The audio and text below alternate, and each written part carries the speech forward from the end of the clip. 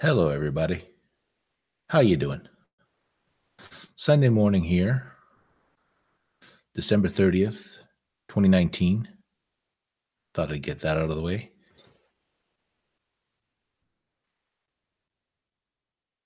Okay, so that's pretty good. So 2019, let's talk about 2019. Let's talk about 2018. First of all, let me try to introduce myself. I am a old man who spends a lot of time on the internet. I would say that would probably be my number one activity, spending time on the internet. And oh, I've got 2 viewers. How'd you like that? Ooh, let me see if I can get them to talk to me. Hello, everybody. Tell me if you'd like to introduce yourself or click like and subscribe, as they like to say.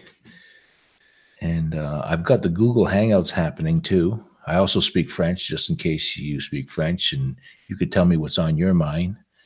I don't want to necessarily regurgitate what's on the Google machine.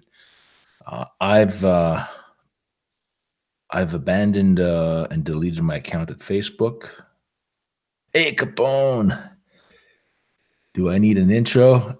No, man. You need to hang out with me. That's what you need to do. Nice to see you, Al Capone. Alone Capone.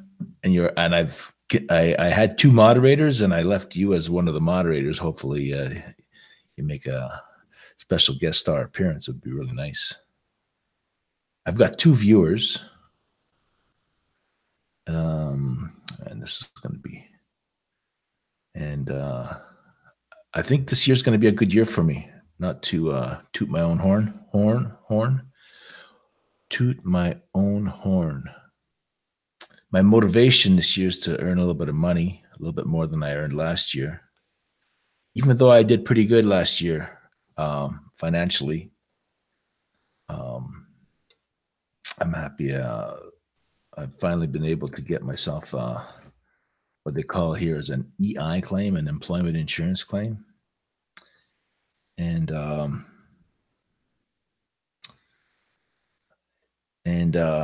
so that'll be the stopgap measure between paychecks, because I heard from the union hall that we're going to be busy this year with a few projects. And I was working over at the airport, which is like, I would say it's less than 3 miles away. My hangout is a bit of a pita, but I could try it. All you have to do, I think, alone is to go to that link, and I think that should bring you right to my hangout, and we could chat and we could shoot the shit. How's my volume coming through? Is my volume good, or is my volume too loud?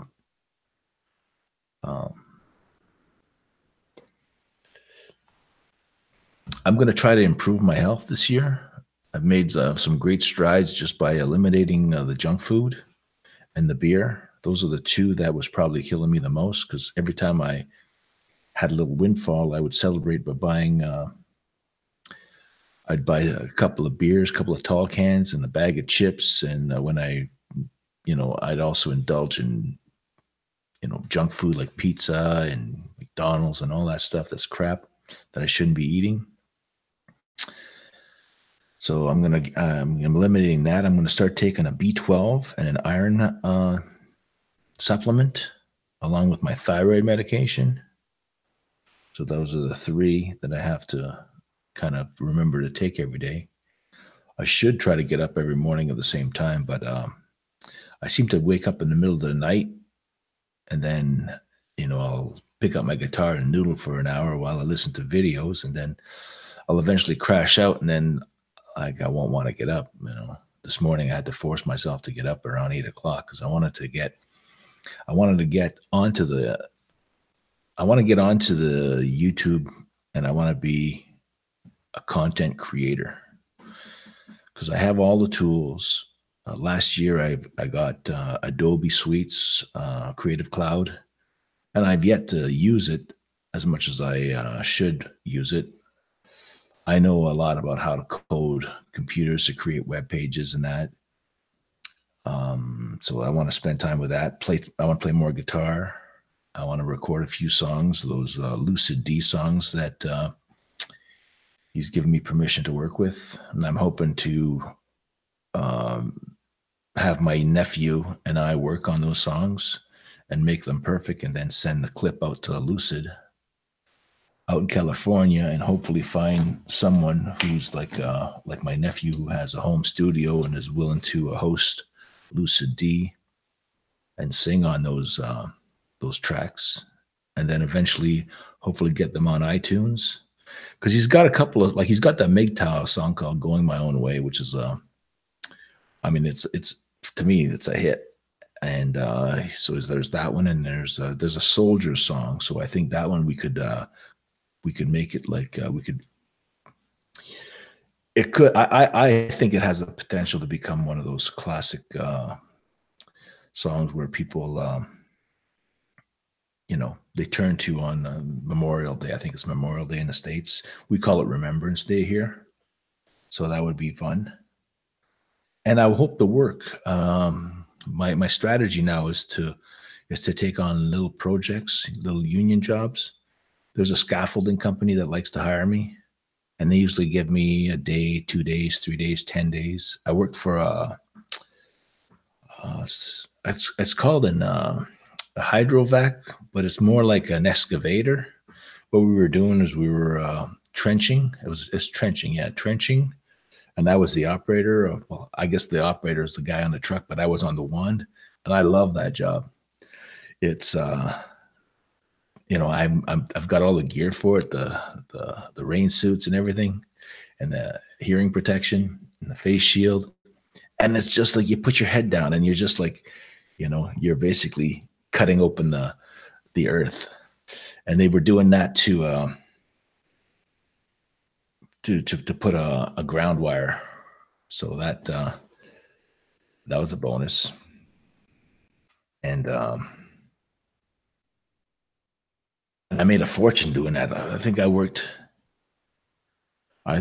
29 plus 18 is 27 days. So I must have made like 10 grand in 27 days, and it was like all in a row. So, and then I had an emergency over the holidays. I had to replace my furnace, and that was like 3 grand plus 13% provincial sales tax. But man, I didn't mind paying that because it's cold in Kapuskasing. Yesterday I woke up, it was minus 32, so minus 32 Celsius. And as you approach minus 40, basically it equals Fahrenheit, right? So if you want to do the mathematics on that, I usually have to go to the internet to do the conversion. So there's that. But I was happy to have that cash flow because I have a few bucks, like in GICs, we call them, guaranteed investment certificates. But if I have to cash that out, I have to give the bank $50 for the privilege. To my Gmail. Okay, I'll let me just pause there for a second. I'm going to send my buddy a email. New message, Johnny. But Johnny be lucky. Here we go. Hangout. And I'm going to be using the same Hangout. I think I figured out how to use the internet. So I always knew how to use the internet, but I think I figured out how to make it work for me. Does that make sense? Might make sense, might not make sense. And yeah, because what I'm going to do is I'm going to add tags, and I think people will be able to find me with these tags. Whether or not it's like, I'm just going to leave them there. I'm going to add and subtract to them, see how that works. And I don't know. Custom thumbnail. Yeah, I'm gonna put a custom thumbnail on this sucker. Hello. Yo, How you doing, man?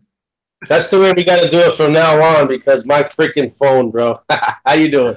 Pretty good. I'm so happy to have a special guest star, man. I'm glad you had me on, bro. How you been? I've been I don't know. I don't know how I've been. Like I You can don't only be know? myself. And Yeah, some days it sucks to be me, but me for the too. most part, I don't mind. I don't mind being me. Yeah, well, it's in the middle of winter right now up in Canada, man. It's got to be lonely. I could see why you're online all the time. Me too, really. Yeah, but I don't think that I would agree that I'm lonely. Well, you know what I mean. Yeah. I was kind of contemplating the ideal of having a woman in my life, but what I've discovered is women, they think they're politically different than us. They seem to want the government to take care of them, and they don't want us to take care of them. And we want a woman that wants to rely on us to take care of them. And it's kind of hard to compete with the government. I found that extremely difficult. Are you still in But upstate? anyway, oh yeah, buddy. Yeah, I'm still up here. I'm in the process of moving, so I got stuff like in bags and everything, and my son's at the new spot, whatever. But yeah, we're just getting ready to move, man. You know, smaller place. There's no reason for me to be in a 3-bedroom house by myself, you know. Yeah. Are you working? Yeah, I'm working. Good work. Yeah. I'm gonna be in the city, New York City, in the middle of January, a couple of days. We're going to be doing something for it's a subcontract for the United Nations. We're replacing some kind of water line. But I'm not sure what day that starts. That should be about a month long. So I'll be in the city for a month. You know you're going to do well. It's all union work, right? Not all of it, no. Not all of it. But it pays good. I'm going to have a free stipend for a hotel room at the DoubleTree and $30 a day for food. So I should be all right. I should be all right. Fine. That's the thing. I might have this job that's coming up. But supposedly it's a decommissioning of a De Beers mine, a De Beers diamond mine up north. Okay. It'll be a fly in, fly out, and I'm pretty sure that they're going to compensate us, because they're going to have a hard time finding people to do that job. But for me, it's right up my alley. And nice. I'll be able to make a small fortune, and hopefully they'll have the internet, and I'll be able to live stream up there. But it's kind of far away. With the United Nations, they had to do a background check, drugs. You know, they don't play around. There's no phones, no pictures. They don't want anything. I'm gonna have like a shadow on me 24/7. Well, that's all right. Yeah, so I'm not gonna be able to like go live inside of the. You know? No. Have you seen any of my videos that I posted? I watch a few of them here and there, especially the music ones. Yeah, okay. What, the latest one? What? No, there was just one that I was on a construction site, and I basically kind of surreptitiously put my phone inside of my pocket here with the camera lens, and I was walking around, right? But yeah, it's inconsistent, and there was a lot of what they call we call them heaters. They're just like propane heaters, I think they're called, or diesel heaters to keep, because we're hoarding. We hoard and then we pour concrete. So, you know, I kind of want to do, like, I don't know. I want to get the eyeballs on my videos. Yeah. But it's hard because it's hard to be clever and hard not to repeat what others are doing, because like people are doing a lot of I don't know, financial analysis. I don't deserve to be doing that. No, I mean, back to what we were saying about, you know, trying to sneak the phone in. I'm not going to play any games, especially. I'm just there to try to get my money. Right. I'm just trying to get my money. You know, so I'm not going to be fucking around. You know, I'm not going to be playing around. Get my money and then I'll call it a day. Yeah. How far are you going to be away from Hell's Kitchen? dude, we're gonna be right downtown, bro, right near Central Park. Yeah. You know, we're gonna be. I think we gotta work. I can't give you the exact street we're gonna be on, but we're gonna be somewhere in the 50s, and I'm gonna be staying somewhere in the 40s. Okay. As far as streetwise goes, so it's only like a 10 to 12 block walk to where I'm going to be working at. So I'm really excited to look. You know, I'm excited for this, and I can't wait, man. I can't wait to be back in New York, man. Yeah. That's home for you, right? That's like my living room. You know, when I was a little kid, I think that's one of the reasons I moved upstate, because I used to just hop the train and go hang out like in downtown Manhattan or in Brooklyn or in Staten Island. My mom would be like, "Where the hell were you?" You know, and then she'd find out somehow, "Oh, what's this ticket for the A train?" I'm like, "Oh, fuck," you know. So she'd catch me out there. She'd be like, "Oh, hell no, you ain't hanging out in the city." You know me. I mean, I'm just a nutty buddy. You know what I mean? I'm just wild and banshee. So she's like, "We got to cut this shit out of here." So I think that's one of the reasons we moved upstate, is to get me out of the city. But I love it. Have you ever been there? Never been. I've been to Chicago, and I've been to Detroit, and I've been to Rochester and Buffalo. Those are the places. I've been also Madison, Wisconsin. Yeah, bro. I've been to all three of those places myself. Yeah. And nah, you don't even know. There's like a world within a world. Oh, I agree. I've heard like if people that live in New York City, they can't understand why anybody would live anywhere else. Yeah, that's a fact. Yeah. But I'm not sure. You want to hear? Go ahead. No, I want to hear you. Well, when I was growing up, we didn't even know that. I think most of my peers didn't even know that where we were in a city, Long Island, and all that shit, was actually part of New York State. I don't even think we knew that. Like when I found out that the Buffalo Bills played football in New York, I'm like, they play for Canada. I thought upstate New York was Canada. I swear to God. I thought Buffalo was Canada. So funny. Oh my God. Yeah, ask anyone who lives in New York. It's the center of the universe. That's what they'll tell you. I would agree. There's a lot of like, if you can't find it there, you just probably can't find it anywhere. You know, yeah, I hear that's like the city never sleeps. I mean, if you want a pizza at 5 a.m, it's probably available. Am I right? Oh man, pretty much anything, man. You can't. It just doesn't, like they say, the city that doesn't sleep. There's clubs going all day, all night long. I mean, there's always something to do. If you spent your entire lifetime eating at a different restaurant every day of the year for your entire life, you can never visit all the restaurants in the city. Yeah. Well, that was a good deal. Just to think about how many. Pardon me? Huh? I said just think about that. How many restaurants? Yeah. Thing is I'm trying to stay away from all that restaurant food this year. Yeah, I hear you.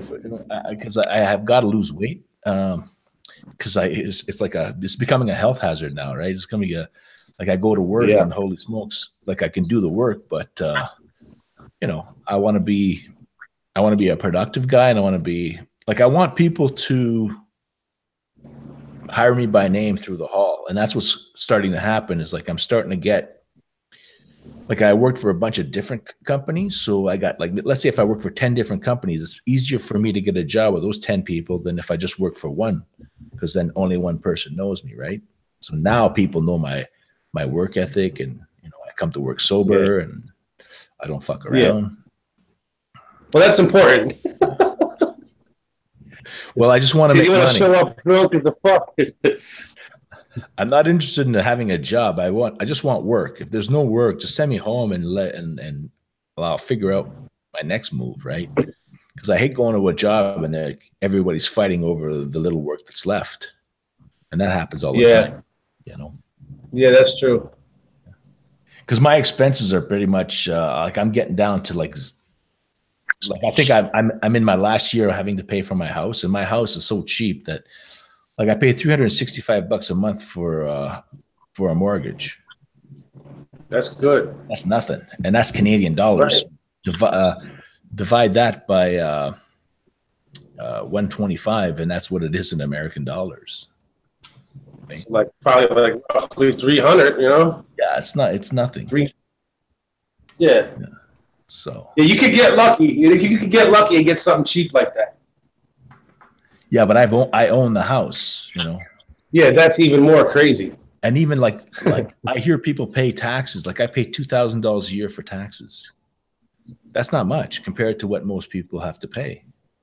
Like if you own a big house, it's like $5,000 a year, maybe. And if you own like a millionaire's house, it could be up $25,000-$30,000 a year. I would never be able to have that kind of cash flow. I don't want that kind of cash flow. Yeah, right. More money, more problems. That's what someone said. I think you're right.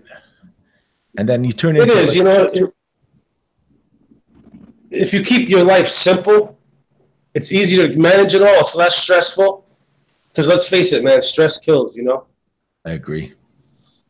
And, you so know, you're not worried about all this. Someone could say one day, well, here's $500,000 a year. Do you want the job? I think I'd probably jump on it. But then again, what do you have to do to have a job like that? Do you have to change your personality? Suddenly you can't talk about certain subjects? You can't denigrate the company? You can't, you know, it's like if you become a beef farmer, you can't start saying, hey, I'm a vegetarian. Yeah, it's an oxymoron. Yeah. And having a job, I mean, have you heard of ghosting, where people take jobs, they accept jobs and they don't show up? I think that's my middle name. No. I'm just playing. Yeah, I know what ghosting is. Yeah, that's not good either. But then if you apply for a job, I mean, you go, like, you're in all sincerity, you prepare a cover letter, a resume, and you send it out just as per the job posting, and you never hear from them again. So, I mean, it's a two-way street. This is true. You know, this is true. I mean, if you could get into the union, that's a decent job, man, for a person who doesn't have like a 6-year college degree. You can make a lot of money in the union. Yeah. So I would advise a lot of young men out there to try to do that. Or become a truck driver, you know, you could see the world, travel, and make money at the same time. Yeah, but because that's a job, that's not work, right? Because now you have to be available. Right. This is true. Like this year, they have I'm not going to say no to any kind of calls from the union hall this year. I'm going to take every opportunity, and I'm going to let the employer decide whether I'm suitable for the job. I'll say, look, I'm reporting for work, but the moment you think this job, like, you don't like me, you don't like my face, like, I don't want to be antagonized. It's just, if you like me and you want to keep me and I like the job, I want it to be a two-way street. Because sometimes you go workplaces and people are just jerks. Oh yeah. You know? That's a fact. Like me, because being from New York, I'm a bit of a wise ass, and most of the jobs I'll do is like labor type jobs. So we're around dudes like this all the time: plumbers, carpenters, electricians, you name it, right? And so we all just get along, we bust balls, and we don't take anyone too serious at work. It's like, it's kind of like locker room talk, and it makes the day go by faster. And to me, I like that kind of work. You'll always have some kind of little bitch. I just don't fucking associate with them. And I don't mean the female. I mean like a dude that always complaining about something. No one wants to work around that dude. So don't be that guy, Yeah, you're right. When you're right, man. I definitely don't want to be I don't want to be the odd man out. And I just want a paycheck. I want that paycheck to clear at my bank account once a week, and then I can just stack my money. And then once I have, let's say I had 40 grand, then I can have some freedom, right? Yeah. I'd like to fix my house. That's a lot of the goals that guys like you and I are trying to do with our life. Is we're not trying to be slaves and work away. Get your house paid off, enjoy your free time, but put in the work when it's necessary. But don't ruin your whole life trying to make money. Like don't make that your only goal. Like, I'm just gonna make money. Because then you're gonna realize when you're older, your life is gone. Yeah. So make your goal, enjoy your life. True. It's hard to find a woman to participate in that life that you want to build. I find that women are just whack, man. And I'm not saying this to because I don't know that many women, but I just know that they seem to want to spend more than they earn, and that's not me. Well, here's the thing, you know, as a man, if you make more money, if you do want to have a relationship with a female, once the money's coming in, you could never make enough because they could always spend more than you can make. You're right. Every fucking, you know. So you can't make enough money. So, and you can't work hard enough. So I'll probably end up being single, which is I'm thinking it's gonna kind of suck. It might suck here and there, but you're gonna wake up with days and thank God you're single. Well, I'd wake up every day thinking that. You know, like, yeah, this is the life. Because listen, man, I remember I was in the longest relationship I had was 14 years. Now I had another relationship 4.5 years or whatever. But it's like when you go through your mind and you think about how many arguments you had over the dumbest shit, and most of it's money. Like, oh, when are you going to get a better job? When are you going to get another job? Why don't you work 60 hours a week like my dad does? I'm like, I'm not going to work my whole entire life away. So you could just spend it so we could have nice shit. I thought that was. And for what? I can't even invite my friends over, so I can't even show off what I have. Right. Yeah. You know? Yeah. It's fruitless. It's designed to put you into the grave, and the next man comes in and fills your spot. It's debt and death. Yeah. And what's the reward, right? What's the reward? You get a piece of ass. And that you get a little something there. Yeah, you know? That's it. You know, and I guess you could envy somebody who's got like a really hot chick, but that hot chick she's only one person. She's not going to have relationships with 10 guys who find her attractive. Well, she might. Oh, most of them do. That's what the problem is. I like to see one stay with one dude. Let's see that. Well, you know, these women today remind me of free agents in baseball from back in the day. You know, it's hard to come across a Derek Jeter type of female where she's just with one team. You know, she wants to go across the league to the highest bidder. I don't know enough women to be able to make that call, but you're probably right. You know, I kind of tend to stay away. I tend to ignore people in public. Like if I go to the grocery store, even if I see somebody I know, I don't try to avoid them out. Like I'll be cordial in that, but I'm not stopping to suddenly say, "Hey, man, you should come over." No. They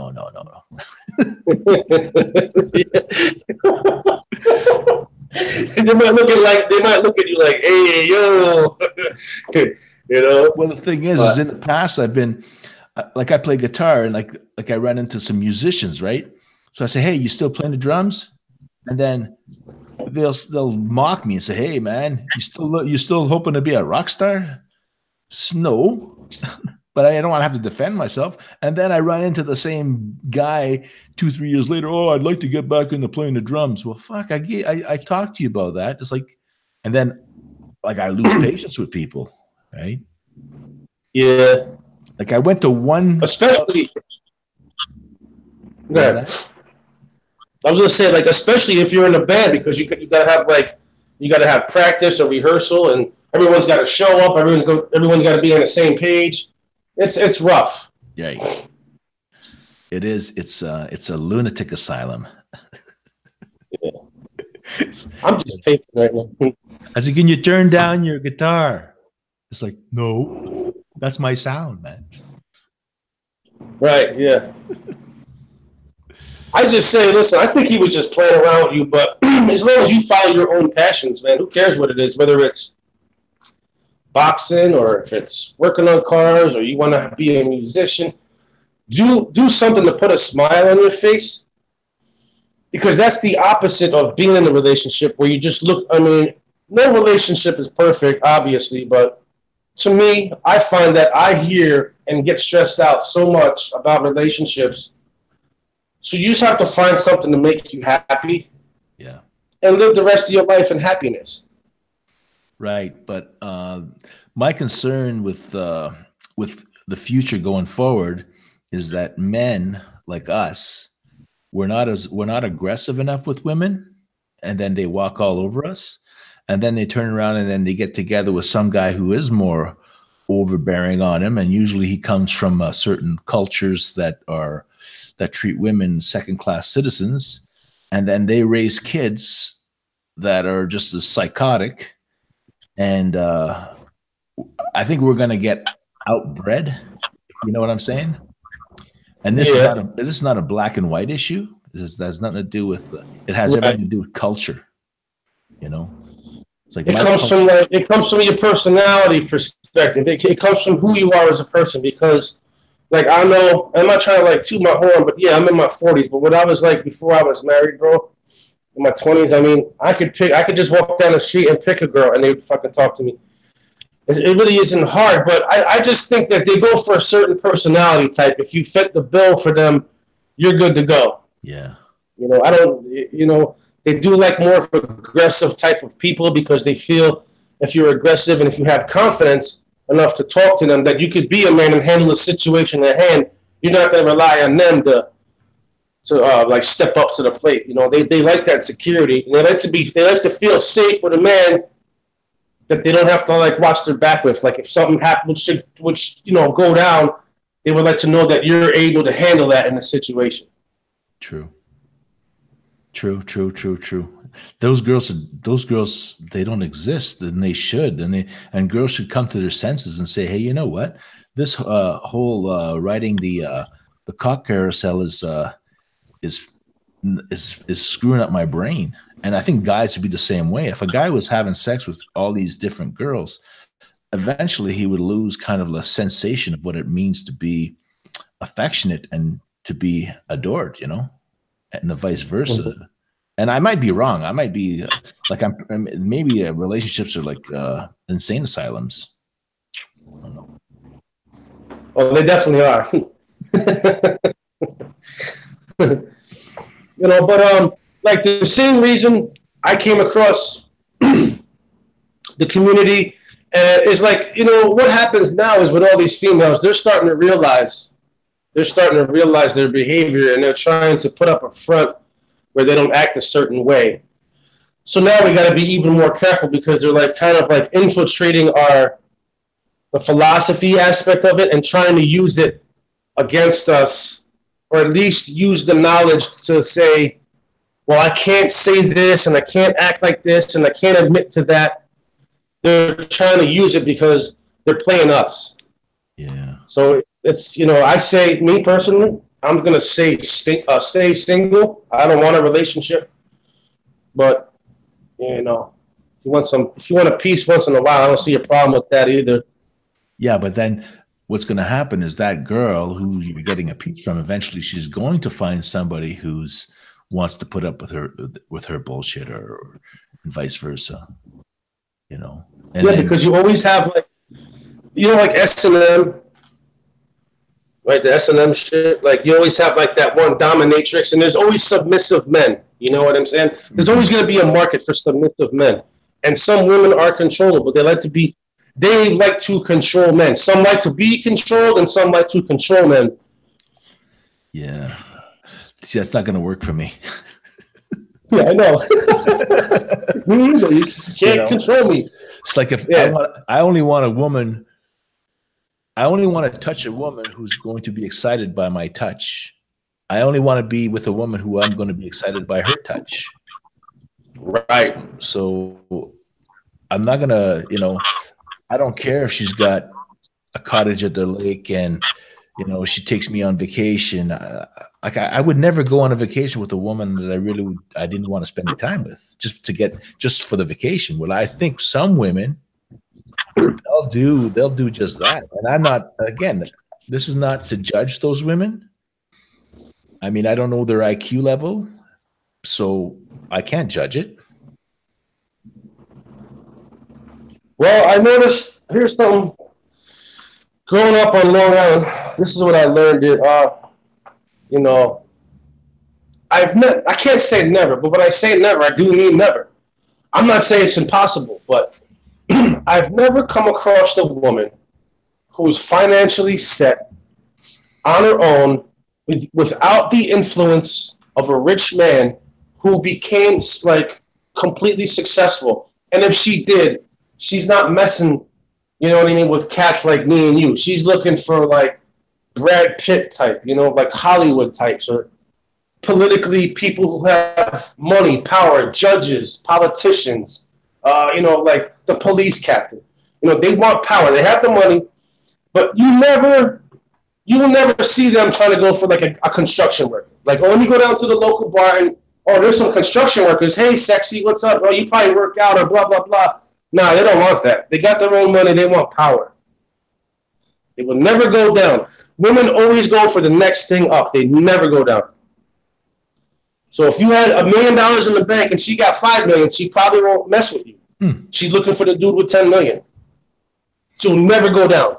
So they don't look at guys and say, "There's a handsome man who looks like he'd be a good father for my kids." They don't. They're not. That's not their motivation, or at least the ones that we might be interested in. Because I think that there are some women who are slaves to the cultures, like the Islams.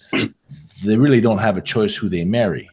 They'll have acids thrown in their face if they go against the patriarch of the family.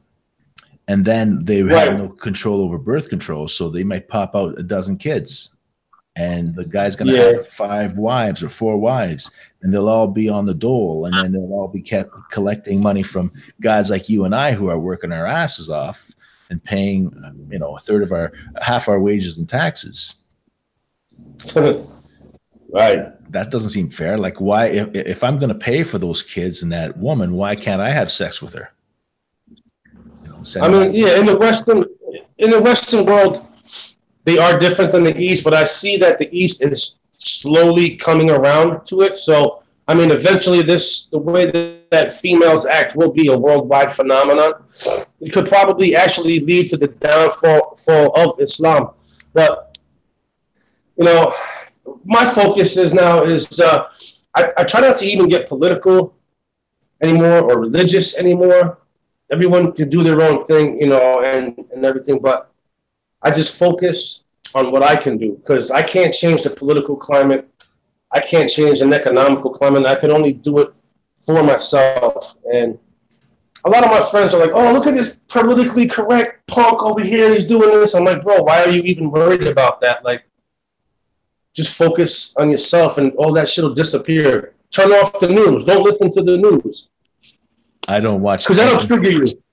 I don't watch any mainstream media. I don't have cable TV in my house. The only time I happen to see CNN is if I go to my parents' place because they are old and that's what they do, and they believe all the nonsense on there. Oh, sure. I don't look at any kind of mainstream media that has a paywall, like a Wall Street Journal or something.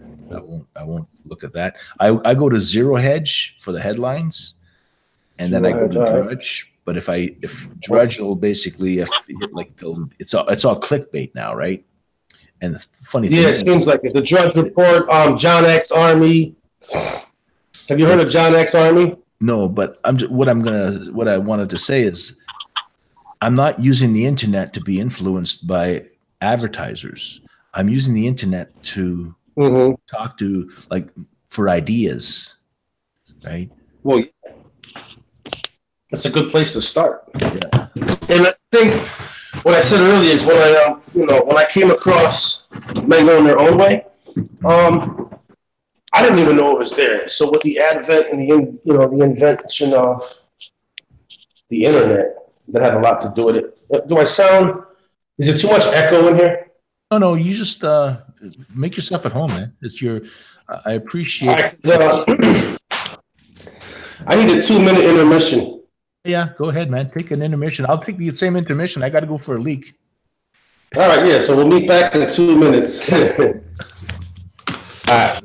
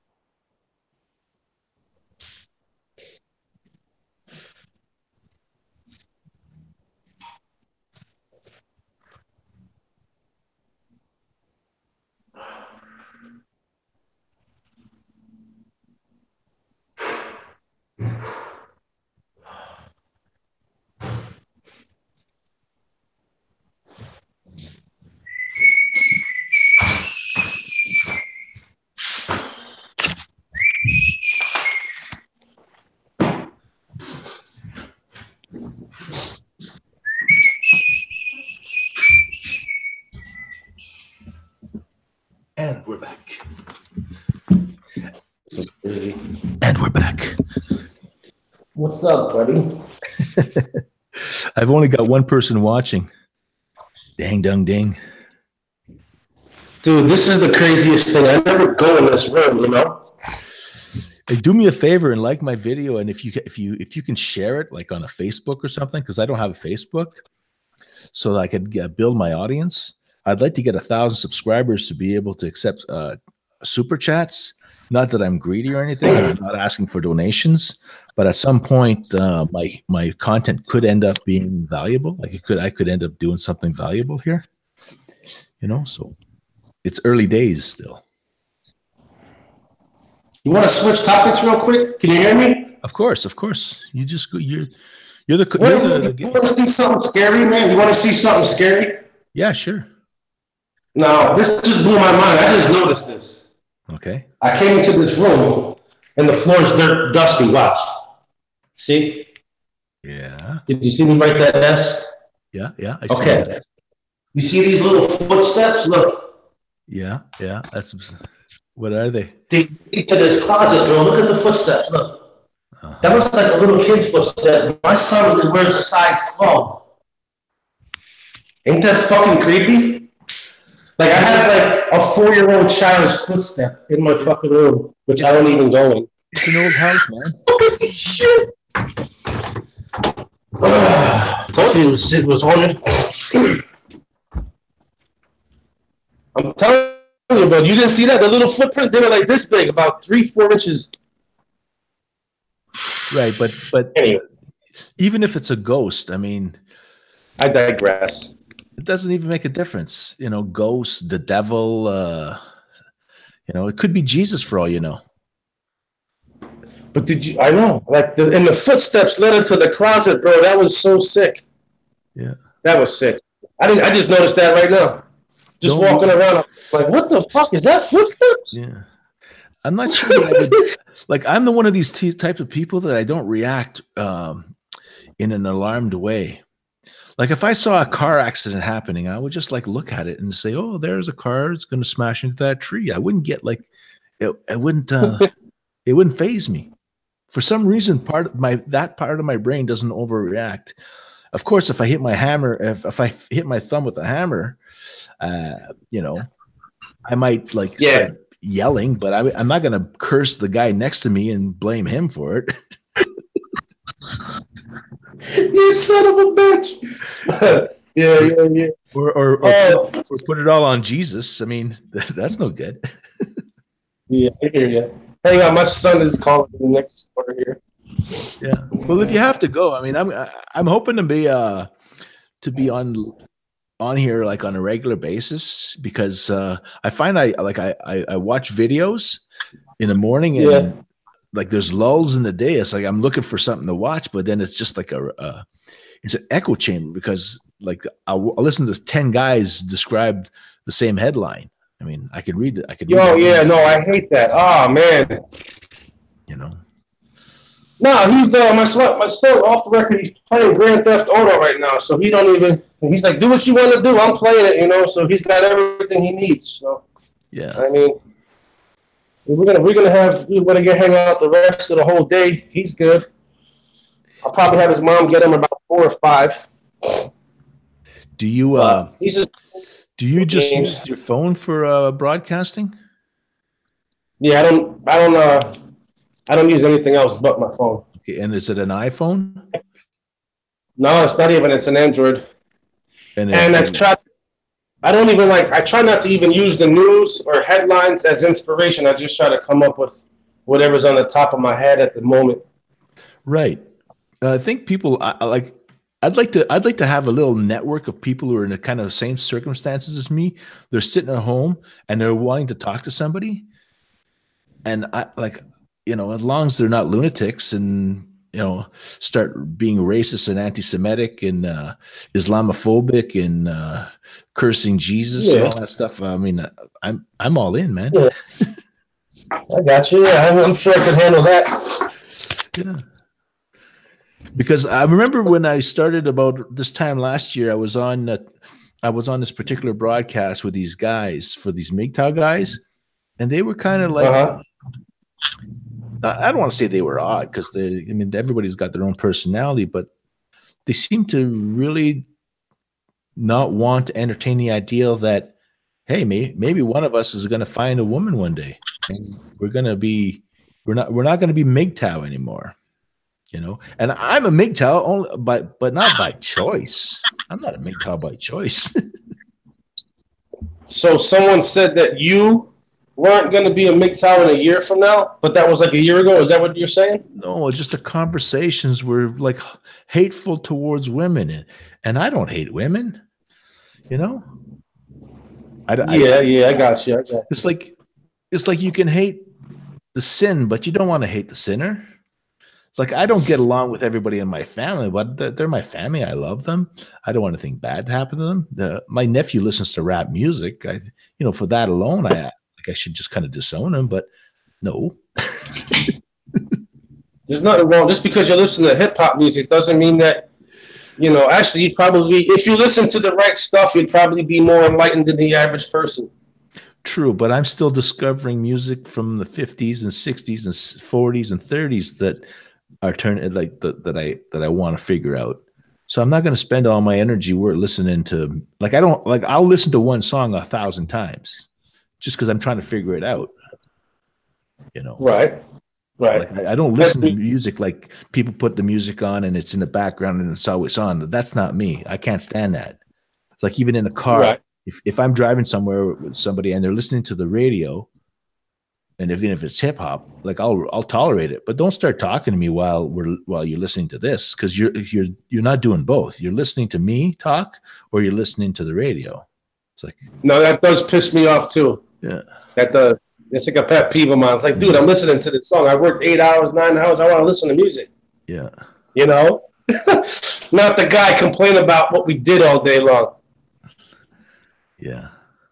And then some people just don't want to hear it, right? Like I was working that big 27-day job I did there. I did 27 days in a period of let's say 40 days. So I worked 18-day stretch and a 9-day stretch. And I think I had 7 days off in between. But the point I'm trying to make is like these guys, that didn't matter what you talked to them about, they had no idea. They had no idea what you were talking about. And these are guys that they spend too much time working, and all they want to do is say, the boss is a jerk, and sometimes you get some of these guys who are like, they're totally with the boss, right? And those guys. Oh yeah, yes, man. I mean, like, I respect the boss. You respect the fact that he signs my paycheck. I do what I'm told, but I'm not putting him above me. No way, man. No. If the boss is an idiot, I'll say he's an idiot, but I mean, he's an idiot with a pen that has ink in it. Right. It's all to me. It's all about what you let people get away with. If they think they can get away with this, they're gonna get away with it, right? And then they're gonna take it a notch above it and say, let's see if I can get away with this. Excuse me. And it's always gonna be, in construction especially, until you put your foot down, like say, listen, I'm not doing this, or I'm not doing that, find someone else. Yeah. And they might actually have respect for the fact that you stood up to them. You can't let people walk all over you. No. So same thing with women do. It's called a shit test. They want to see what they can get away with. They used to call it like testing the waters. They want to test the waters with you. So let them know this is going to be. Yeah, they want to see. Okay, this guy's a cuck. I could do any goddamn thing I want. I could have a boyfriend on the side. This motherfucker don't even care. Yeah. I don't want to say that I would I'd be hurt if a girl was seeing another guy and I didn't know about it and I had to find out in a humiliating way. But I would hope that the girl would just say, hey, man, this isn't working for me. I'm gone. I'm out of here. That way I would be able to save face, right? Because I think humiliating a guy is that's torture, man, for the guy. Yeah.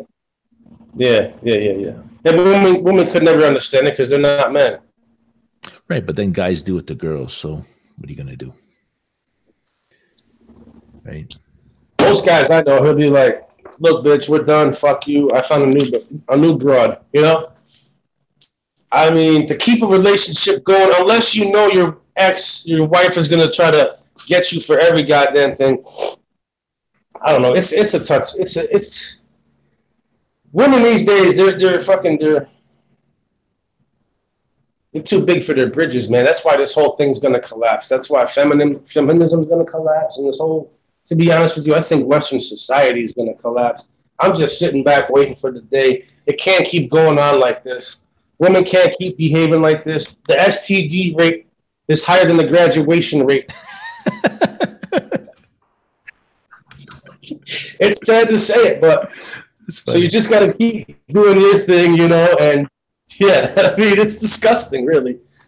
Like you see these stories, oh, this girl had 100 dicks. It's like, all right, I mean, yeah, I've had more females than that, but still, the point is, I don't, you know what I mean? I'm not getting bored out over here. You know, I'm doing the boring out. You know what I'm saying? So, like, by the time it comes back to you and you're number 101, it's like throwing a hot dog down the hallway. You know what I mean? It's already used up. And what really is she good for then? Nothing. She's good at bitching, asking to borrow money. Can I use the car? Can you pay off this bill? Can you pay that bill? And then half of them, they're on the fucking Plenty of Fish. They're, you know, scrolling right, left, whatever. They're on this one, Ashley Madison. They're Facebook and people. You can hear the Facebook messages going off, and you know. Yeah, that might be a red flag right there. The indulgence in the social media that it's not normal. It's like how can people bother you every 10 minutes? And kind of like before the smartphones, basically people had computers. So you had to be sitting at your desk online in your computer, like away from your wife if you wanted to like try to hit up some female. Now you could be in the bathroom at Walmart and you could be talking to some girl while your girl's in line buying groceries and vice versa. So it's too easy. And that's why they call it a hookup culture. Yeah. But it can't last forever because when you break down the basics of society, which is the relationship between men and females and the family structure, you break down the very essence of what a country is. And when you do that, that's how you destroy it. And I think it's part of their Agenda 21 plan to have all this out here like this. So, like when you said earlier, like calling females bitches or hating females, I don't think it's hating females. It's hating their nature. It's hating how they do shit, not who they are. Right. But still, it'd be nice. Like I'm not like if I find a girl and she doesn't have to be beautiful, if she's pleasant, you know, if she's got like proper ratios on her body, you know, she takes care of herself, she eats right, and she doesn't like. You know, there's certain things that I would be able to tolerate in a woman, and there are a lot of things that I wouldn't be able to tolerate in a woman. So long as they meet those criteria, and vice versa, like I think I found what I'm looking for. But it always seems to be like it's like you're always on trial. You know, it's like let's say you get charged with a crime. Eventually, you face the judge, and you know you state your case, and there's a sentence. You know. But with women, it's like, no. You're still in front of the judge there. I have another charge. Oh, yeah. Are you guilty of this? Are you guilty of that? Oh, you didn't buy me flowers. Well, I thought I'd rather stand before God than stand before a female judge. Well, I'm going to try to stay away. I'm going to try to stay out of court. And stay away from getting charged. Hang on 1 second, buddy, all right? Yes, sir. Yeah, buddy, what you want? Come over, what's up? I'm his little servant. You know how that goes. Kids, you got a daughter or two, right? I have 2 daughters. They're adults now. They're 27 and 24. They do their own thing. Yeah. And that's good. I love the fact that my kid is young right now because we have a lot of fun times. He likes to play video games too much, though. That kind of makes me sick after a while. I can't even play games like that anymore. My eyes hurt. I've never played video games in my life. I've never held a joystick. I used to play pinball. Oh yeah. I've never played like Pac-Man or those games there with the like a Star Wars type games. No. I've seen people playing Grand Theft Auto, and I got a kick out of the radio station. Yeah. That game is nuts, man. The talk radio guy was fucking funny, man. I was listening carefully to what the radio talk show host was saying, and it was just gibberish. There's really no. It's just like what regular talk show hosts do is like talk nonsense. My phone, I got distracted real quick here, man. Let me put this on charge because you never know. I'm gonna put this baby on charge. It's a pain in the ass to try to make all this happen off your phone. I can't lie. Oh, you're talking about the video game. So here we go. Oh boy, hang on. Give me a minute. Yeah. You just take your time, man. I mean, these are early days for my broadcasts, and I don't know what will come of it. I'm just looking for friends, man. I'm just looking for people to subscribe to my channel, and who knows, you know. There's all sorts of ways a person could take their channel. My fault, brother. Okay, so he wants to back. I'm gonna grow up. I'm gonna cook and talk at the same time. If you're cool with that, you're gonna cook and talk. We can do at the same time. Yeah. Simultaneously. Because I'm a multi-pastor. Are you outside barbecuing? No, I'm gonna make him up some eggs real quick. He called me. I want some eggs. Oh, that's cool. I'd make him some eggs. He's still playing this game or watching the videos. I'll leave him alone. You know, don't talk to me. How old is your son? He's 8. No, he's a baby. Yeah, he'll be 9. Yeah. I got steaks. I got some steaks to frost him. We're gonna cook that later. I get these nice eggs. Oh, there goes the phone. I knew it was getting low. Let's see. Doing all this at once, and then so I got natural eggs. Those are like $4 a freaking 12 pack. A dozen. Yeah, how's that? That's all good. Right. It's all good. I got my phone charging. Got this all ready to go. Oh. Couple minutes. Yeah, I wasted a lot of time playing games as far as like Xbox and money. Probably, I don't know, $4,000 or $5,000.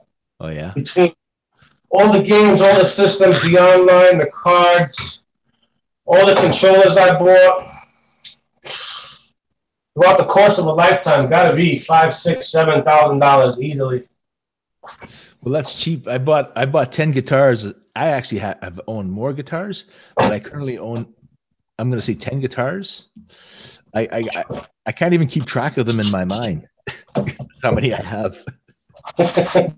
Nice. I went to my parents' place where I store most of them. Actually, now I think I have 8 of them here, and I probably have more than 10. But I just like to throw it out. I always wondered why like musicians would have more than one instrument. Why you guys have so many? Because of marketing. Yeah, good marketers, right? There you go. Well, first of all, you want to have a Les Paul and a Stratocaster and a Telecaster. There's 3, and then you want an acoustic, right? So there's 4 instruments. But then you're not going to be happy with one of those guitars, and then you're going to say, well, I need a different Stratocaster. I need one from the 60s, or one from the 70s, or one from the 50s. But like, oh yeah, Jimmy Page used this one or whatever. This is the one he used, right? Shit like that. The problem is that you could never sound like Jimmy Page. Jimmy Page could not sound like Jimmy Page if he tried to sound like Jimmy Page, because he's constantly evolving. And when he was recording that album, he wasn't using a Marshall stack like you think you need, because he's probably working with a 4 or 5 watts amplifier. and a guitar that, you know, it's only designed for the studio, designed for the road. And I might not know what I'm talking about, but I spent the time that you spent playing video games is the time I spent playing guitar. So I've probably played more than 10,000 hours of guitar in my life. And not to say that I've played 10,000 hours worth of songs. To me, it's all, I just look at the guitar as some kind of a learning instrument. I just learn scales, chords, progressions, and that's all I do on a guitar. Like, I don't really make music. I just keep my fingers busy while I listen to videos. Right, right. Well, they say you need like 10,000 hours to be a master at something. You'd have to work 40 hours a week for 5 years at whatever it is, whether it's boxing or whatever, football, to become a master, you know? Yeah. Well, right now I'm probably booking about three hours a day on a guitar, if not more. Right. That's good. And I spend a lot of time just looking at guitar magazines that I've collected over the years, because I go and I read the music, I figure out the time signatures. I try to figure out, like, I'm going to spend the entire month of January in the key of G. And the reason I'm going to spend it the entire month of January in the key of G is because G has one sharp. So now all I have to do is focus on figuring out what that sharp is, which is F sharp. And I got to, every time I play a chord, I got to see, am I playing an F sharp? If I'm playing anything, if I'm playing a chord that has an F sharp in it, chances are it's going to be in a key of G. But that chord can be shared amongst different scales. And then come February, I'm going to turn to 2 sharps and 3 sharps in March and 4 sharps in so by the time I get to May, I'll be in the key of B. That's 5 sharps. And now that is kind of reinforcing in my head. So now I look at a piece of music, I see that it has 5 sharps. I'm in the key of B. I know exactly what chords I'm going to use. I don't have to necessarily follow it note for note, but I know the basic structure. So now if I hear somebody playing guitar or I see somebody playing guitar, I just see where they're working on their neck. I say, okay, well, that, like I've got good ears. I can also like visualize it too, right? Damn. So when you get that good, you can just see it in your mind. Oh, I can hear. I basically, before I even hit the note, I know what the note's going to sound like. Nice. Yeah, like I don't really know music like that. You know, I like to listen to it. I just don't know the chords, sharps, Fs. I don't know none of that shit. Hey, I'll be right back. 2 seconds. Yep. I'm dreaming of a white Christmas, just like the one I used to know. So what are you drinking? Just drinking what's left of the pineapple 2 hats. What is that pineapple? Is that a booze? 2 hats. No, it's 4.2% alcohol. But it's not beer? Well, yeah, it's beer. Yeah. It's light beer though. Yeah, because sometimes I know. Like I was drinking these kind of like lady drinks. They were made with vodka. They were really good. They were like Smirnoff and shit, right? Yeah, with a carbonated vodka drink, and there was one. And then there's the ciders. But I'm going to try to stay away from booze this year because first of all, beer, it's a tax. Like you pay a lot for booze. Like that beer that you got there, that's going to be $3 minimum. 3? Yeah. $3? Yeah. Is it 200? Is it 750 mils about? So like it's 16 fluid ounces. Yeah. I know you guys ounces metric shit. Yeah, we use metric up here. Yeah, probably 750 milliliters or something like that. Yeah. And I don't want to say that I'm not going to have a beer all year, but the thing is that when I get festive, I go buy garbage food, I go buy beer, and I just basically sit and drink it, and then all I do is go to sleep. So it's really that's what I do it for, really. I'm not really celebrating anything. You're not celebrating. Yeah, I'm celebrating life. My life is such a joy. No, I'm playing. It really is, though. Even though, it was kind of put on hold for a minute. Mm-hmm. It really is a joy. But, you got to enjoy it. You got to celebrate it. You can't just sit there and be miserable all your whole life. Well, yeah, that's the key right there. Try not to be miserable. Even if you're alone, you could still find something I don't know, to occupy your time with, even if it's video games. Yeah. Even if it's watching CNN. I mean, listen. I'm gonna send this to my son. I'll be back in 2 seconds. But basically, yeah. I mean, I just spend time with my friends, and I don't really have family around here. They live in New York, but I have a couple of friends, so I just hang out with my friends, and that really gets the day by for me. I go to work, take a shower, eat. I usually cook or they cook. Then we hang out, have a couple of beers. Reno's in bed by 8. I come over here. Sometimes I'll make a video. I'll drink a couple of more until I have about 6 or 7. And then I got to get up and go to work and then start over. I got good friends at work because it's mostly all men over there. We do labor shit, so it's all work, all men. I'm surprised no one else has joined us on this. Like no one else has been watching in this video. Maybe I picked the wrong time. Let them do their thing. Let them do their thing, man. It's early. You never know. They're probably getting ready for football. Oh, yeah. Maybe there's that too, eh? I never watch sports, so. And I noticed if you want to go live, you should probably say, I'm going live in half an hour, and I'm going to have Capone or whoever on the show, Lucid or whatever. Yeah. And then when you go live, not everyone's going to join. People will watch the aftermath, True. Oh, so, I was doing really good yesterday. I did a video, a live broadcast. I don't know. Were you around? Did you see? I was working. Okay, so basically, I was on with the Les Gilets Jaunes there, the French uprising. Yeah, I heard of it. And I got 67 views off of that video, man. Yeah. And some of them were live, and I got 3 new subscribers. I only need 975 cool. Now. Nice. Michelle, let me go bring this to my son real quick. I'll be right back.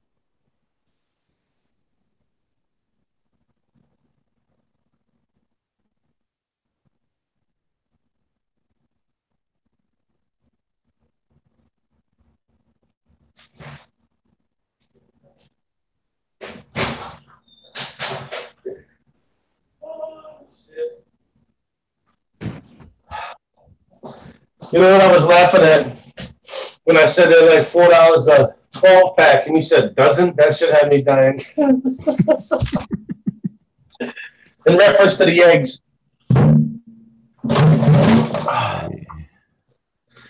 I'm trying to think where the best place to set up my chair.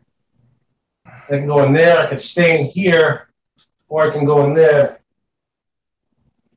Okay. I think you can only update or edit the description box. Sorry, we could not update your video. Okay, because what I'm going to do is I'm going to edit the description box, and I'll put that you were my special guest star, and then I'll put a link to your channel, and hopefully maybe we'll see some cross pollination there. Yeah, with all things, time, man. You know, just time. I don't even worry about it anymore. At first, I thought it was a measurement of success or failure, the lack of. But if I got 1 or 1,000 people watching, it doesn't matter to me anymore. I just talk to. I just want people to I only want people to follow me who are going to appreciate me, and not necessarily what I have to say. You know, like I'm trying to reach out to people, men or women, who are kind of like shut-ins and like me, but they have to have something interesting to say, and not necessarily just ragging on the government and a conspiracy and the government's after my ass and complaining. Like, I have no money to share. Like, I can't give you any money. You know, it's not to say that I would help somebody, but it's just I don't think money's the solution to anything. Typically, you know, if you can't pay your bills, the key is to go to the person who lent you the money and say, "Hey, look, I can't pay my bills. What do you suggest I do? You know, what can I do to make it right with you?" And they may offer you some kind of. They may say, "Hey, man, look it. You paid me this much, and I've made this much money off of you, and I'll wipe the slate clean, and we'll start over again."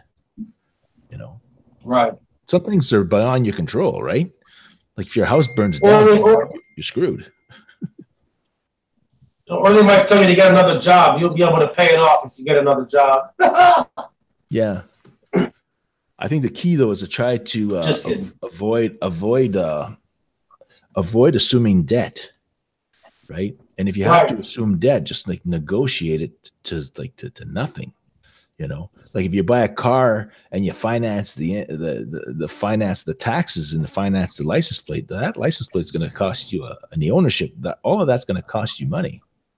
So buy the car on one bill, and you know, use your credit card to pay that you know you can pay all those other expenses, and then you have a car that's cost you $1,000, but you didn't finance it and spend $1,500 financing. Cut out for a minute. I got a phone call. God, we got the technical difficulties. Can you hear me? I can hear you. All right, you kind of phased out, and then I had a friend of mine call me. See, that's one of the things about working with the phone. It's kind of like real life happens, you know? Do you have the Facebook? I do, yeah. Because if you go on Facebook on Marketplace and you go and you can find yourself a really good MacBook for like dirt cheap. And is that like the best computer you could get? The MacBook? No. It's a good one. It's good. It's just that you're going to be in an ecosystem that's going to be separate and apart from Google. If you bought yourself like a PC, I mean, they're good. I mean, you do all the same things, and you get a newer computer for a lot less. But you don't need a lot of computing power, right? If you're just doing one thing, if you're playing games and you need like everything to just like click, because there's a lot of activity in a computer game, right? Like the bombs going off and the graphics. That's what's going to cause you grief. That's why phones are cool, because you could. I mean, you may not get the best results, but you're going to be able to get something out there. So what would you suggest? What did you say earlier? A Mac, what is it? I would go on the Facebook. There's a feature called Marketplace, and you can go like a 20-kilometer, 20-mile radius of where you are and just put MacBook in there and they'll come up, you know. My guess is you could probably buy a really good quality MacBook for $500, right? All right. And that might be a lot of money, but you could also take $500 and go and buy a brand new one. Thing is, you'll get a brand new computer. You'll pay a premium for it, but you'll also have to pay taxes on it. And it won't be as good as the MacBook. But again, you got to be careful too, because, you know, before you buy, you kind of like you want to find out how long the battery is going to last. Because like Apple products are very expensive for no reason, right? Right. Like I bought a little adapter, it was $25. Okay. And you can That's a only lot. Yeah. yeah, and you can only use Apple adapters with Apple products. If you go to a what do they call Yeah. it? Proprietary shit. Exactly, it's all proprietary.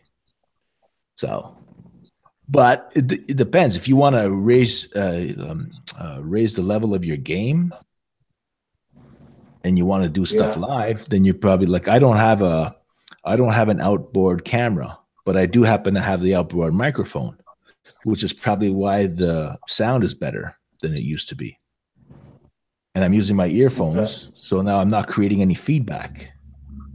Whereas with your phone, Okay. you might end up having feedback because you've got also a speaker in there and a microphone, and it's just going to kind of create a loop.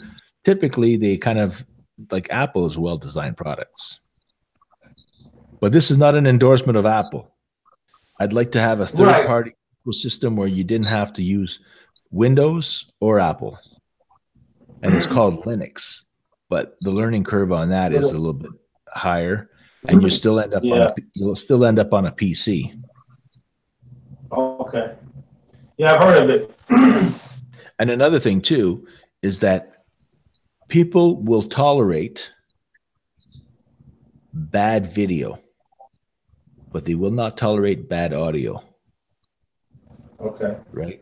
So I could basically have this whole thing and have just like a screen and not even have a picture of me here.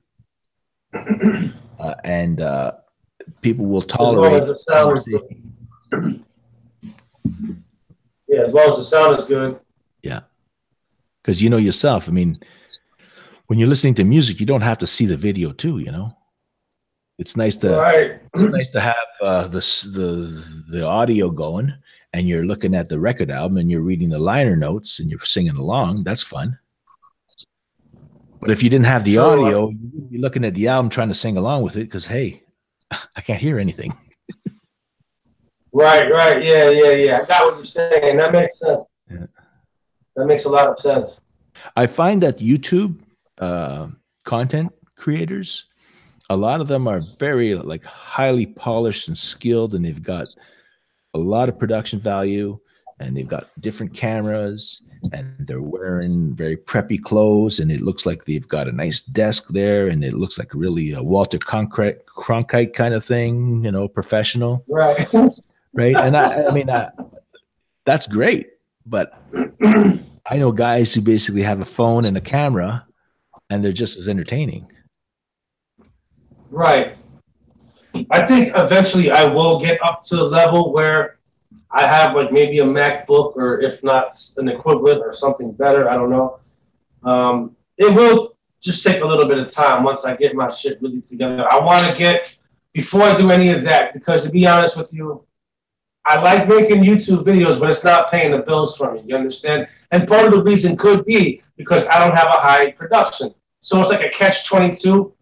So what I'm really trying to do is focus on what my other real goal is, and that's just like to get my little camper RV thing, and then I won't have to pay any more rent. I won't have to pay any more rent once I got that thing bought, you know, and paid for.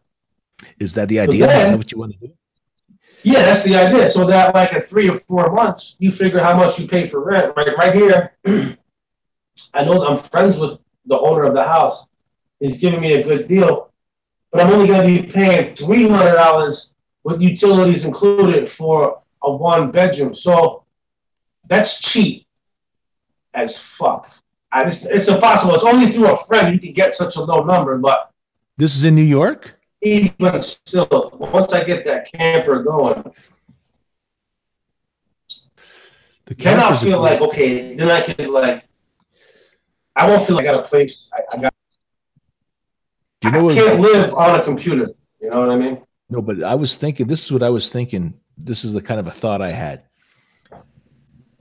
Let's say a year ago, maybe 2 years ago. Wouldn't it be cool to have a little RV that you could actually sleep in? And you could travel places with, and then you could have like, you could build it into like a studio, and you could go from fall fair to fall fair to the beach, and you could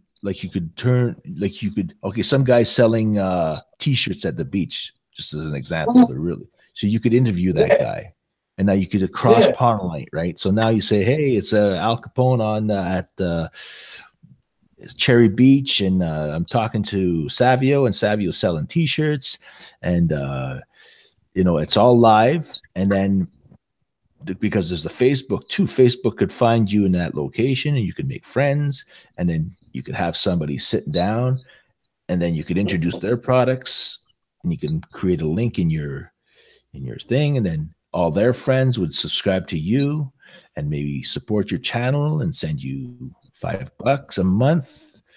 And then you could say, look, I've got this thing, and I want to produce videos, and I've got this, like, you're going to have gas expense and insurance and upkeep, and it could make it into a big adventure and travel across the country.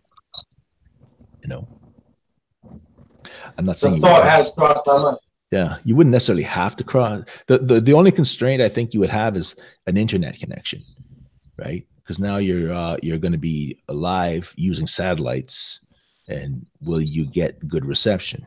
That's where there's a lot of technical understanding that you have to know, because you don't want to have to rely on other people to solve your problems. You want to learn how to solve your own problems so that you don't have, well, first of all, the utility of learning is great. And then you don't have to basically rely, hey, I need some help with my computer. Can you come and help me? And the guy says, well, yeah, but I'm working. I can only come next Thursday, right? Even if he's your friend. Right. Yeah, there is a learning curve. You have to be somewhat computer savvy, but I just dove into the new age computers, just recently, and I just said, fuck it, I'm just going in. I'm going to learn as I go. Yeah. And well, lighting. I'm not going to make excuses. I will get there at some point. Yeah. What kind of budget are you going to have for an RV or a van? Kind of a budget? Like, what would that cost you? Well, I figure if I could get a used one for about maybe less than $3,000, I'll pay for it cash. Yeah. Okay. In the wintertime, I'm gonna have to pay for heat. In the summertime, I just need like a little fan, just to blow some air on. Not really this. I mean, I eat good, healthy, but yeah, it really it won't be that much. It'll be cheaper than it is now. Right, and you also have to factor in, you're gonna have to have somewhat, like, you're gonna have to have some kind of security system. So you have to be able to park it somewhere, so that it doesn't get busted in and get stolen and get the tires ripped off. Because I don't know what the security issues you would face, but I mean, if you're living in it too, that's great, because now your cost of living is going to go down. If I had a little mini camper like you're talking about, I could take these jobs where they pay you $200 a day in living expenses, and I would basically pocket that whole thing, and I'd be living in the bush. That's what I'm saying. Yeah, you need food, clothing, shelter, some water. You gotta eat, sleep, and shit, and wash your ass. And if you can produce videos, that's fun too, right? Because now you're producing videos, like you're motivated. Okay, I'm gonna work all day, and that after I eat and take a shower, I'm gonna go online for an hour, and then hey, I'll be online, and I'll tell you how my day went. Take me how. Yeah. I've been making these videos for about a year, right? And I have learned a lot, but I'm just gonna keep mastering my craft. Maybe by the 5th year, I'll be official, and maybe all the old ones will go into the archives. I don't know, and we'll just start with season 5 as like season 1, and we'll just go from there. But it's just been a goal of mine to get this RV. I have a place already. There's no security. Like, there's no need for security, because where I'm at, there's like some cameras that are like watching this way anyway, and there's always people around. And I get free Wi-Fi, so it could happen. It's going to be a good thing. I just got to be patient, and when I find the right one to come along, it's going to happen for me. Just hang in there. Just hang in there. You're gonna watch. Listen, come with me to the top, baby. You know. I was thinking the same thing, and like there's supposed to be a bridge job here this coming up, but it's only like I'm going to say it's like 20 miles away, so I'll be able to travel there back and forth every day. And since it's so close, they're not going to pay us any live-out allowance, so I'll be able to take that job. But it'd be nice to be able to take that job, and as I'm going to work, I'm broadcasting, and as I'm leaving work and going home, I'm broadcasting in my car. But my car's too noisy, so there's that constraint, the noise, and nobody wants to listen to that, right? So one step at a time. One step at a time. I can only get like, and what I've heard, there's like 1% of the people they produce content, and 1% are successful at it, 10% produce content, and 90% all they do is watch. So they don't engage. They're just there as consumers, right? Yeah.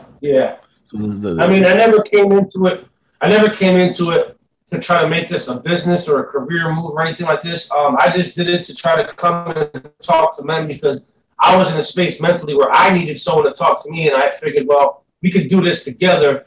And I mean, you know, I'm not successful at it. I'm just another guy like you out there. But I do it for the love of my brothers out there. White, black, Latino, Chinese, Muslim, Christian, Jewish. I don't care. I fuck around sometimes, but it's all love. And I never thought I would make any money. I made a couple of bucks, but, you know, nothing to write home about. It's just out of fun. And well, that's the key. If you do anything for money, man, you might as well just be a prostitute because they make good money.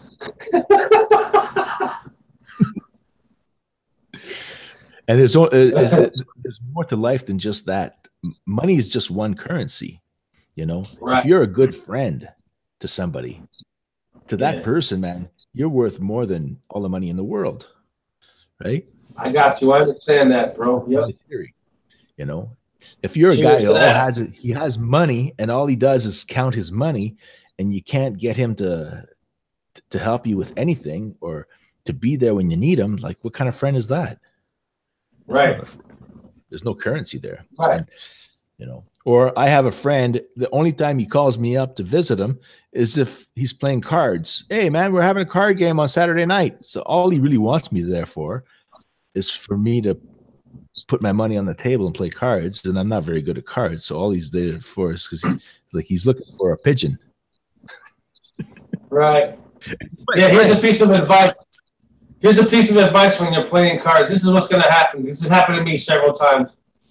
At the end of the night, if you do end up winning, they're not going to call you next week. Well, I don't like that.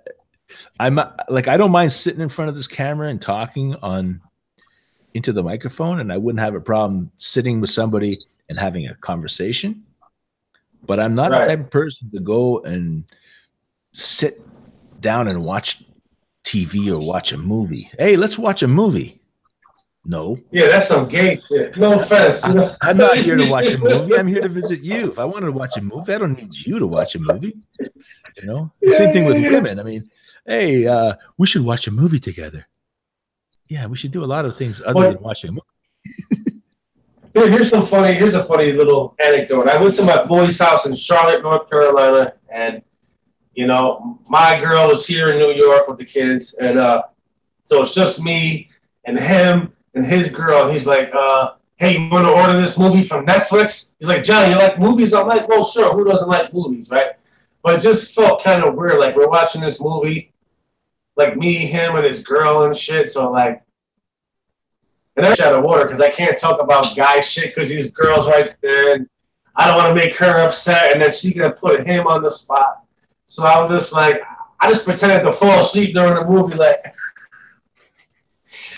I can't even. Yeah, watching a movie with another dude, like if it's not like I don't know, X-Men something, or you know what I mean, Batman, something like that. If it's gonna be like some kind of I can't do it. It's got to be mafia. Someone's got to be getting shot.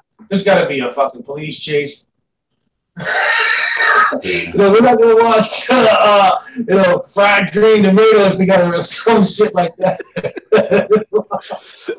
You're right. And it's not for me. I mean, even listening to music, like I don't want to listen to music and like I heard this song before, or like it's just boring. I just want to talk.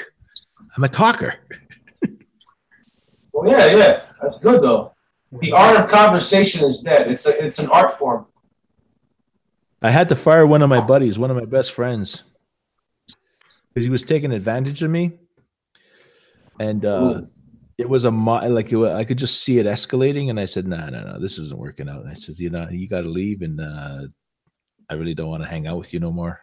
So I basically gave him the old, you've been wasting my time for now 30 years now, so now time to move on. Well, sometimes you mature and you evolve as a person mentally, and you say, this guy's no good, man. Every time, or all he has to offer is, it seems like he might be talking shit about some other one of our friends, or just negative energy, and can't fuck with centipedes. I don't like negative energy. Yeah.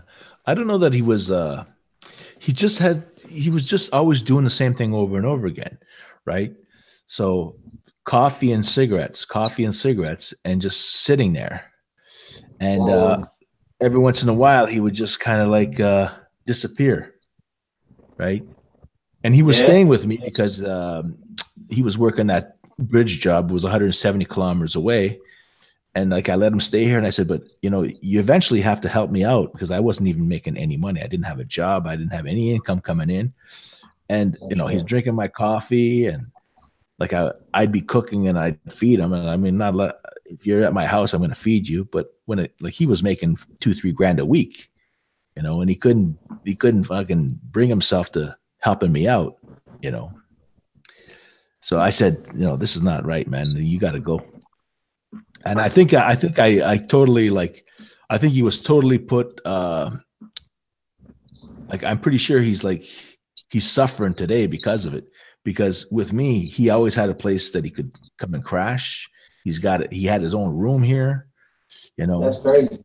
And but I wasn't asking for half or $800 a month. This house cost me on average it cost me about $40 a day to live. $40 a day to live. I just want half, $20 a day. So if you're here for 10 days, it's $200. But even if he gave me, but if he didn't have the $200, I wouldn't throw him out. But when you're making $4 grand a week, you've got the money. Shit, $4 grand a week. Well, that's before taxes, because he was making 70 hours a week working, and he would make it $30 an hour. Half of that is 30 of those hours are double time, and he was getting $140 a day for traveling, plus another 40 for gas. So he had the cash flow. My God.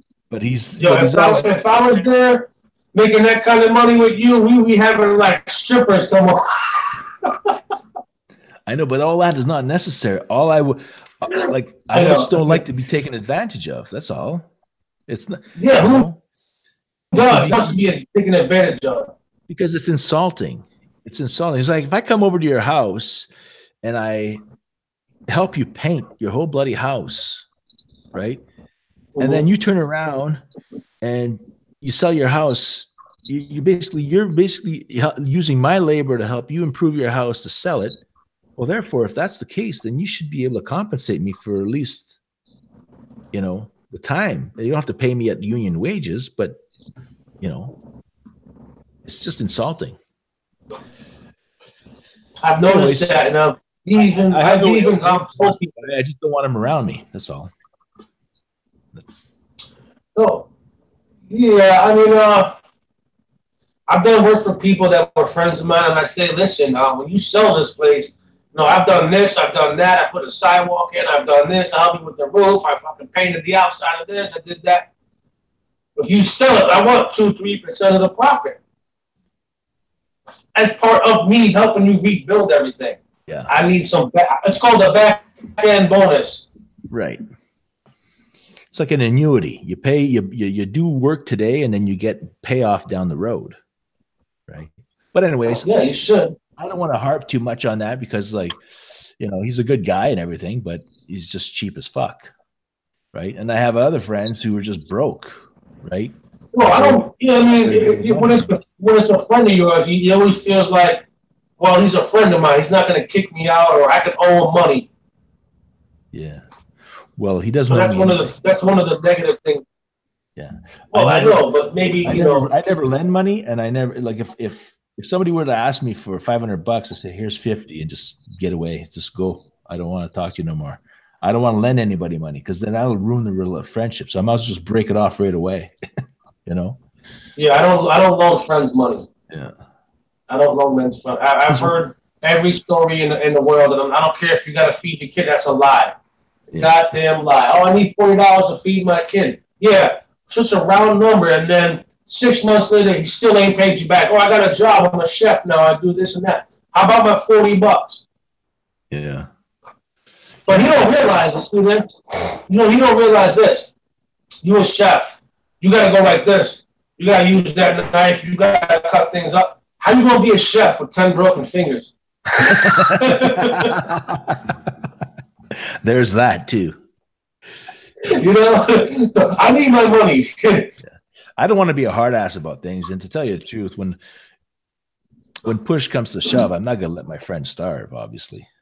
But the point is that you get a sense that people are just using you, right? Right. So, fuck you with the money, bro. If they want a meal, come over. I'll cook for you. You need a place to stay. I got an air mattress. You know what I mean?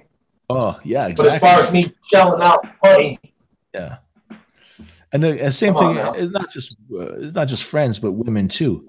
And I once went out with this girl. She was starving. She didn't have. I mean, she had a job and she was very sweet and everything, but she didn't make enough money to pay for everything. So one day I just said, okay, I'm going to go to the grocery store with you. I'm going to buy you all sorts of food, but that's it. I'm not going to be seeing you anymore. So I filled up her fridge and filled up, her pantry and everything. And that was that. And she was gorgeous and everything. But, I had a sentiment that she wasn't really interested in me. She just knew that if she got close to me, she'd be able to get food. Well, right. That was the basic urge, for survival. Women, they will, use a man for that survival. Yeah.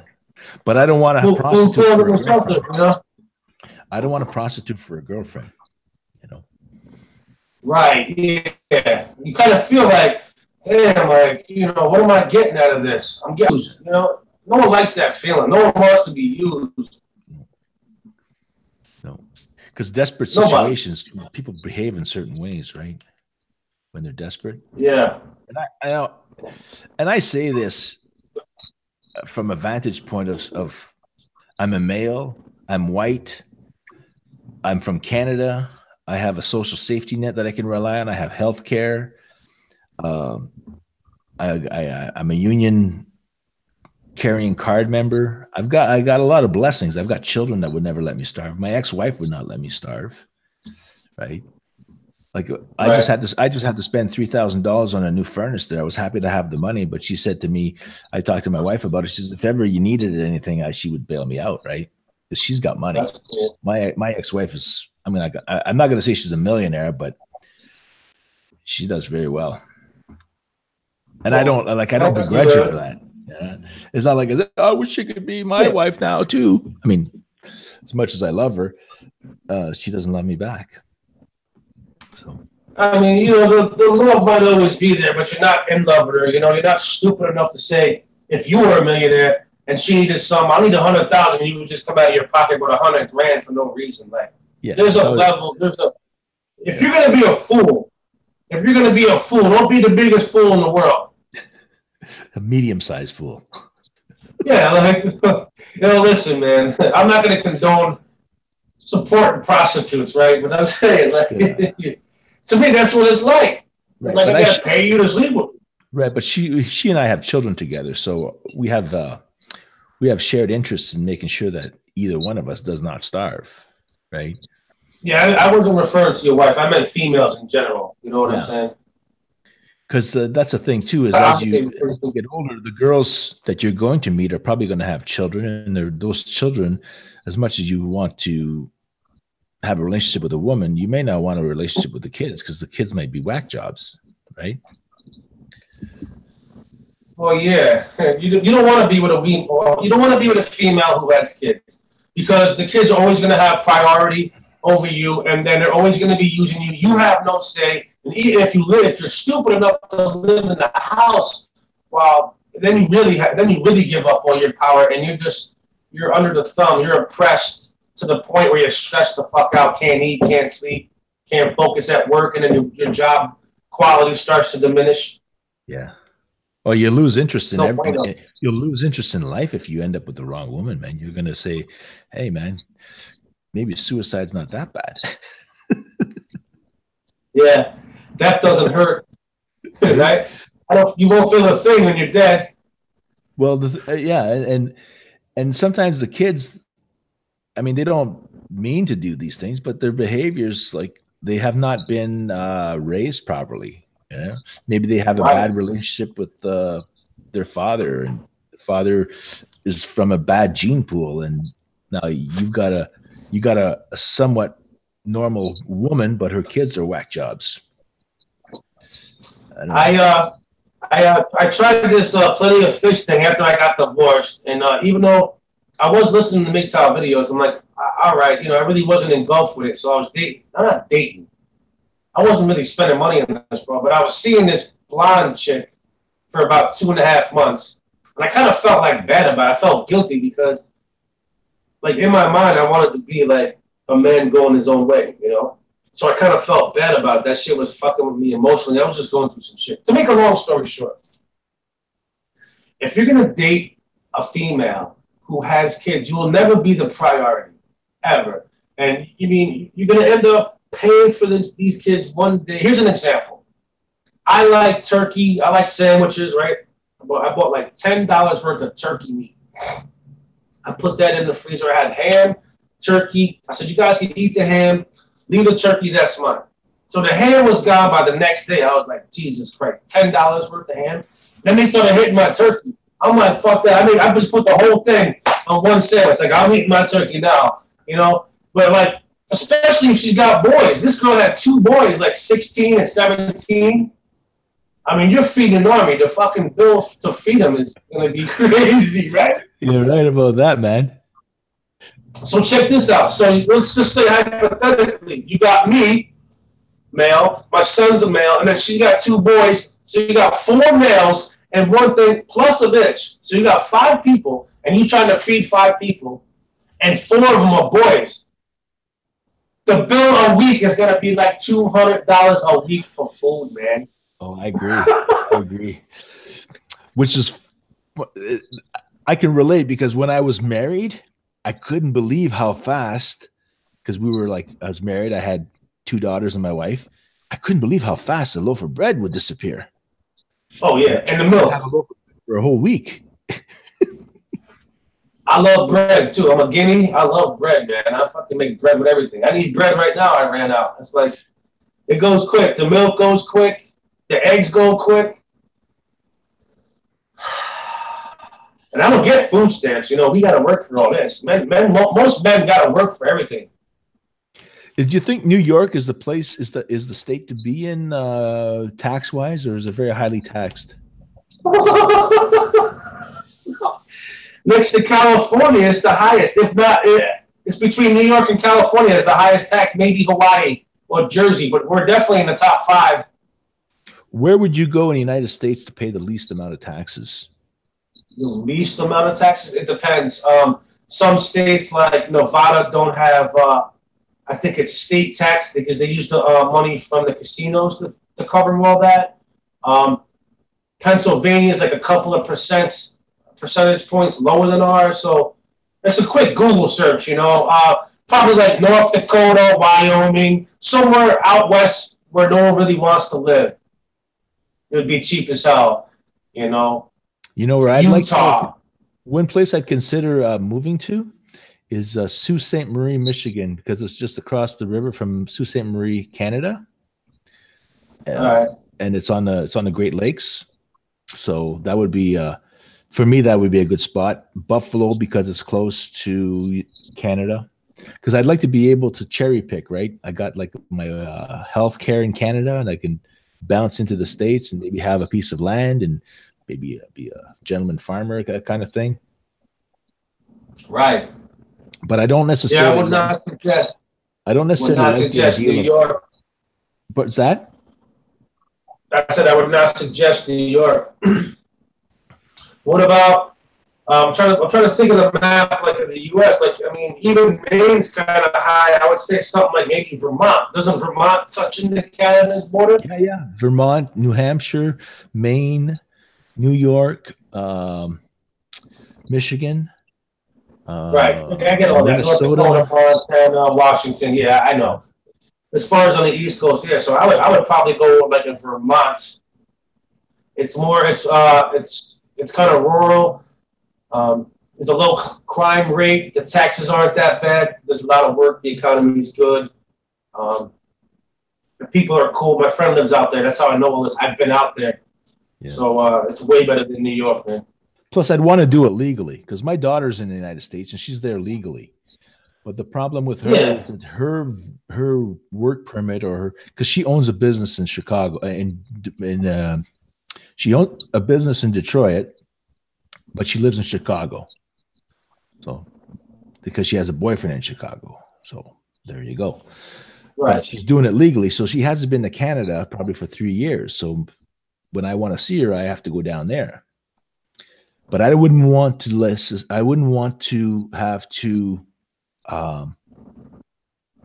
lose my status here. I'd like to be able to go back and forth. And the reason I'd like to go to the United States is because I'd like to learn how to use weapons, right? I'd like to be able to have a firearm and legally have a firearm, because like when shit hits the fans, I want to be able to defend myself and my family. And in Canada, well, you're not going to be able to you're going to have to you'll get a hunting rifle. You're not going to be able to get yourself a handgun. Not to say that, I say all this with a lot of bravery. I've never shot a gun bigger than a 22. No, handguns are good, like, in certain areas, I guess. But to me, I would probably have 3 weapons that I would. The first would be a Remy 870 shotgun, hold like 7 rounds. I would maybe get either a 308 or an M1 Garand. But the AR-15, those would be the top 4, and then maybe number 5 would be like an M4. So it's a nice assault rifle, holds 30 rounds, badass. But I would say number 1, Remy 870. And everyone, a lot of people I know got shotguns, especially for close quarters in the house. A shotgun is something that I would like to use. Yeah. If it first came to worst, you can use your AR-15, but the Remy 870 will definitely, for home security, is to me the apex. See, and I would never hope to use it. I would just like to have the security of having it, of having the defense. Yeah, I know.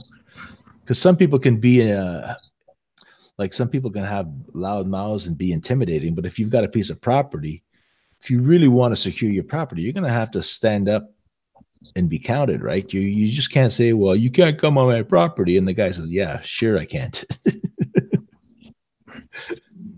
Most people where I live at, there's a common understanding, because almost everybody, I would say 90% of the households, especially if you're out in the country, you have a firearm. Yeah. And,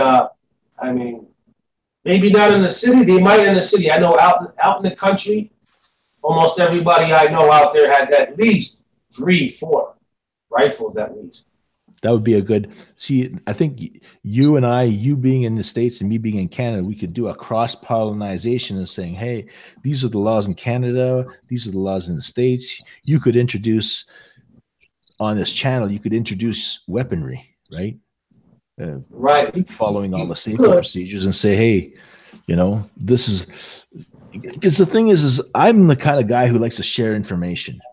If I did something in a certain way, I'd like to say, okay, well, this is what you do, right? And if I don't know what I'm talking about, I mean, Right. it's one thing to just pick up a book and say, hey, this is how it works, but you have to go through the process. Just like when I set up my Google Hangouts there, I couldn't figure out how to do Google Hangouts anymore. Yeah. So I finally Right. figured it out.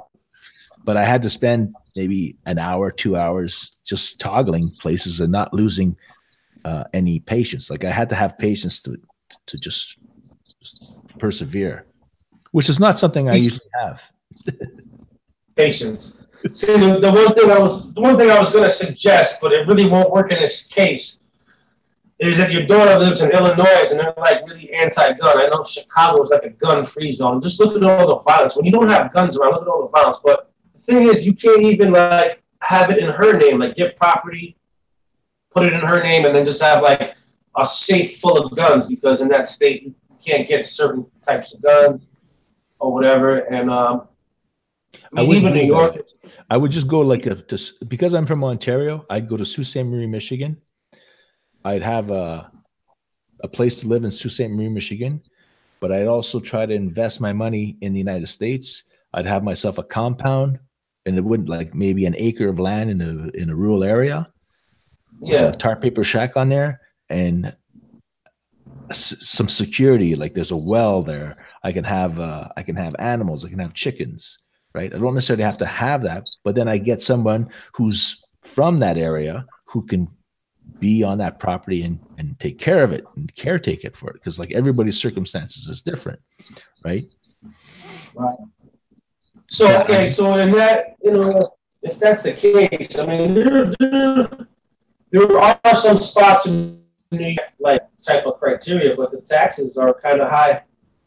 If you go outside of the city, like any kind of city, Syracuse, Rochester, Buffalo, it's going to be cheaper out there. They'd probably be about between $1,200 and $1,600 a year American U.S. dollars for taxes if you're outside the city. If you're inside of a city, between probably, depending on the size of the house, $1,800 to, well, it could be more. It just depends on where you live. If you're in Long Island or the city, forget about it. You're not doing it out there anyway. It's too much.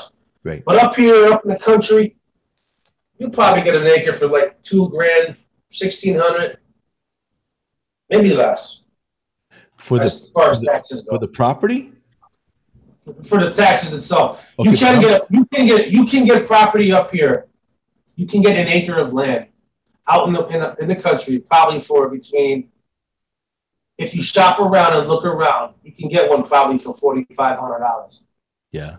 $4,500 for right. 4 to 5,000. 4,500. Yeah. USD. Yeah. Because see, this is the thing too. Is imagine if I could get myself 1,000 subscribers, start collecting money.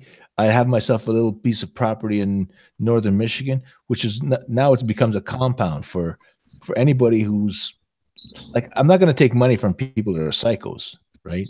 I'm going to try to dissuade those people to participate, but I want normal people who want to have like kind of somewhat of a collective. Imagine if somebody's in northern Michigan, he's got a piece of property, but he doesn't have a job. Now I come in and I can pay the taxes, I can pay the utilities. I don't necessarily have to have my name on the deed, but there has to be some kind of gentleman's agreement. Say, hey, when shit hits the fan, I want to be able to come here and grab my weapons and defend myself. Yeah, see, I already have kind of a similar situation where under the Second Amendment of the United States, you have the right to bear arms, but you also have the right to form a militia. So I'm kind of like part of a militia. I just don't go around telling people that, but I do have, when shit does hit the fan, I do have a bunch of us at a specific spot to meet. So I'm already kind of doing what you're talking about, but it's a good idea. I mean, if you can get to I don't know if shit hits the fan in America that I might be coming to Canada. You never know. Well, you never know. And I'm all about like I'm going to want to do what's best for me. Like, for example, if we get taken over by the Russians, as an exaggeration, I might be cooler with that than being taken over by the Chinese, I don't want to be taken over by any. I don't care if it's fucking people from Denmark. I know, but You I'm understand? saying, like, if Canada was to be taken over by the United States, I might be more receptive to that than being taken over by, I don't know, Venezuela, which is an exaggeration. But Well, you know what yeah. I'm saying, right? Well, yeah, yeah. It's more Communist country, about, yeah. like, what am I going to get? Or, it's like, if the Muslims decided to take over, I might have to decide, hey, you know what, man? I'm going to have to start praying 5 times a day. My sincerity level might not be what it should be, but I'm going to have to go along. I'm going to have to go along. But it'd be nice to have that weapon to say, you know what? You know, you can't fuck my goat. Right. Yeah, yeah, yeah. I Yeah. got to protect my goats. That's not going to happen. Well, that's why I like But no, I get where you're coming from. yeah, that's why I like, the United States seems to be the most sane country in the world with regards to having that constitution, where the constitution supersedes the president of the United States. It supersedes everything. But within the United States, there's the apparatchik that's basically designed to suppress. In the short term, they're able to just, like, to shut you down. In the long term, they could never do it, because, like, I think there's like 300 there's 300 million guns over there. You know, Right. 70 million gun owners. So yeah, they're not gonna take it lying down. Whereas in Canada, we're gonna have to be good sports about it. And, well, I'm not gonna be a good sport about it. It depends who's invading, though, too, right? Because there's also the notion of like, if we get invaded by some crazy nation, we'll be happy when somebody comes to our rescue, and vice versa, right? Like, I'm right. somewhat of a pacifist, but if you're attacking innocent people, like, I'm gonna have to reconsider my pacifism. Right. Well, there's two things at play right here. Number one, you have what they call the boiling frog syndrome, where, like, with the Patriot Act, they slowly start taking your rights away. You know, they don't just throw you into the boiling pan. They turn the water up, and you don't notice it, and the next thing you know, you're dead. But on the other hand, if you've ever read Sun Tzu's Art of War, you would know that you'd be wise to never put your opponent or someone you're trying to conquer into a corner, because they will fight to the very last man. Well, that's just it, right? Yeah, and so that's what they do. They try to give you that little back door to get out, but by then, maybe, you know, it's too late. The damage is done. So hopefully people wake up. And America has too many guns, so, like, to have, like, a full force invasion, they have to do it, like, you know, just a covert. They have to do it covertly. They just can't just come out overtly and say we're doing this, because it won't work. Right. But in the United States, if you invite the wrong type of people to come there, and they each have 6 kids, in one generation, you've been replaced, and their ideology replaces yours, which is not such a bad thing if everybody is on the same page. But you can't just do it overnight, right? Suddenly your way of life is no longer going to be acceptable. You know, all your rights and freedoms are suspended. They're not, you know, they're just being suspended because of terrorism, you know, or because of whatever they decide the reason is. People have to be very there will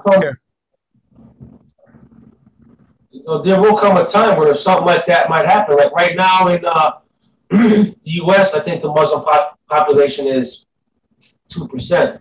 Now, out of that 2% of the population, there's probably 0.1% of that population that people that are deviant and maybe terrorists, but the other 99.1 really aren't, you know? Right. It's just a few people give it a bad name, but like you said, the ideology starts to take over. So, and Muslims have taken over countries. They've tried to take over India, China. I mean, so Russia, and it's up to our government to say, okay, we're gonna have it or not. So when Trump says he wants to build that wall, It's because that you can easily cross the border, and you won't. You like a female won't need a man until she needs a man. You won't need the Second Amendment until you don't need the wall until you need the wall. Right. You know, also, better to have it and not need it than to need it and not have it. Right. Well, something to consider too is the people that are opposed to the wall. Something tells me that they're involved in the drug business, and they're involved in the human trafficking and the exploitation of children, and you know, human trafficking.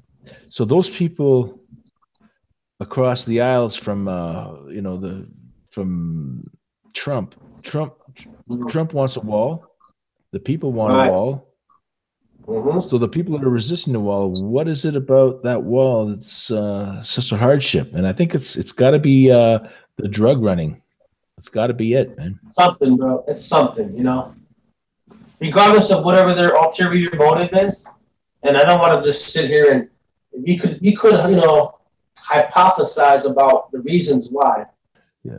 But then you start getting into social studies, like, you know, we feel sorry for the immigrants. It's like, okay, but now when someone gets here, they're like, oh yeah, my country's so much better than yours. America sucks. My country's better than yours. Then go back to your country if you like it over there so much. I don't want to hear about how we suck and how great you are, but then you came to my country or you came to America talking shit about America.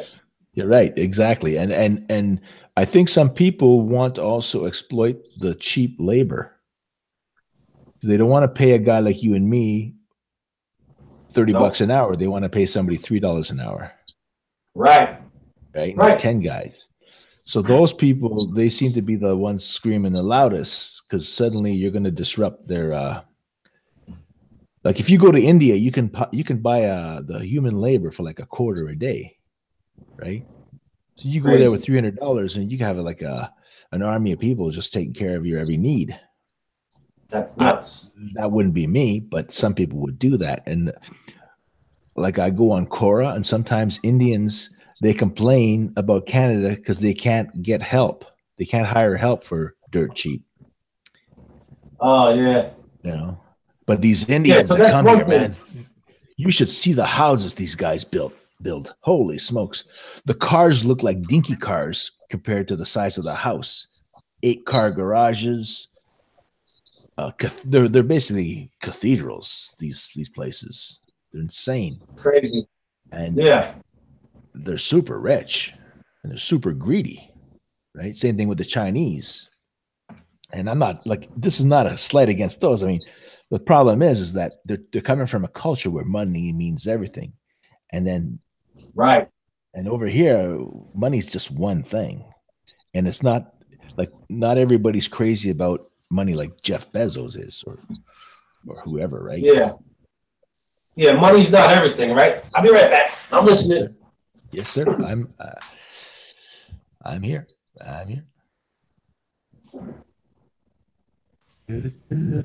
Money's good to a certain extent, man, you know, but it's not the end all be all. My youngest daughter and her boyfriend, they want to go to Costa Rica and invest in property and get into the tourism business. And that might be some place that I'm going to end up going. And again, my ex-wife, she's very kind with me, because she knows that if my daughter goes down there and I go down there, that I'm somebody she can trust. Right? She might not be able to be there all the time, but she knows if I go down there, like, I'm not going to let somebody come on our property and just say, hey, this is my property now, because it's abandoned. Because in Costa Rica, if you abandon your house, someone can move in and the government will say, hey, you're not even here. So, oh wow. But that hasn't happened yet. I guess there's certain laws like that in America. If someone abandons a property and you take care of it, like mow the lawn such and such amount of times a year for 20 years, you get to keep the property free and clear. Yeah, squatters' rights. Squatters' rights, yeah. But in Costa Rica, they don't even have an army. right? And they're a democracy. So that seems to me like that's a place to go, so long as the right people go there and don't exploit it. And you're not going there to impose your culture on theirs. You're going there to learn Spanish. You're going there to share your skills with them and teach them English if they want to Right. learn English. And, Right. and you're going to learn how to sing Spanish songs, and you're going to be. Yeah. Yeah, like that's the difference between some cultures. Like we'll go to a country, sure, we'll spread our culture, but we will try to assimilate, enjoy some of the customs, and not sit there and like badmouth the country, but try to make it a better place. Yeah, I've seen that in the maybe it's just propaganda on the YouTube, but I noticed some of those caravan folks. They're basically giving the old middle finger to the United States. It's like, you've traveled all this way to be sour on the United States. What's going on, man? Pardon me. Like, you see them, they're waving their flag, they're waving their flag. I don't see one American flag. They want to come to America. It's so great. I didn't see one American flag swinging. Just a thought. Yeah. And I don't know, man. Like, I'm 55. I'm going to be 55 soon. So how many more years do I have? 20, 30, 40? How many years, really? Think about it. Right. So I'm coming to the end of my life. I'm coming to the end of my life. And if the people coming up behind me are so sick that they're going to vote in crooks into politics and be happy about it, well, go ahead. I'll be dead soon. Right. What can you really do about it, Yeah. I just don't want to have to be forced at gunpoint to do things, right? Because I'm an easygoing guy. I mean, I could be talked into a lot of stuff, but there's certain things I'll never play ball with certain things, Like I consider myself a Christian, a born-again Christian, but I'm not gonna go beat you over the head with my religion. So please don't insist that I follow yours. Right. Yeah. It's free will, man, The Almighty has given you free will. Who am I to explain to you that I'm right or you're wrong? Right. And if the roles were reversed, I would hope that I would have the same sentiments, Like, I wouldn't want to necessarily be a type of person that was overbearing on others and say, well, this is how you do it, and this is how it's going to be, And there might come a time where, like, let's say you go work somewhere, they won't let you quit. Wow. It may come to that, right? And they'll force you upon penalty of death that if you don't show up for work, you're going to be an Islammer. Yeah. Because that's just slavery, right? That's not good. No. Oh, yeah. Like an open air prison. And I don't want to be in an open air prison. And no, I don't know. Me neither, man. I got lucky that I spent the little money that I did have when I had a few bucks back in 2006, and I wanted to make a change, that I came back home to my hometown. It would be nice if my hometown was a little closer to the border, but it's pretty bloody far away from the border. Oh, okay. Yeah, when I was a kid, I used to think about maybe I could sneak shit into Canada. I could become rich, But then I'm like, yeah, when your dumb ass gets caught and does 20 years in fucking Canadian jail, you'd be fucked. So I never really. Yeah. I thought about it, but I never really. Yeah, you don't want to play games at the border, man, because like, let's say you screwed up at the border, they'll never let you back in, right? So you may have done something stupid 20 years ago, and all of a sudden you've rehabilitated yourself and you want to go visit Niagara Falls on the Canadian side. They say, well, sorry, you're showing up here as a problematic guy, and we don't, you've been expelled, and that's it. That's all. And I don't want I don't want that going into anything, And do I believe in borders? Of course I believe in borders, but I also believe in the people who have a culture. They have a right to practice their culture, even if it involves barnyard animals. And my culture doesn't do that.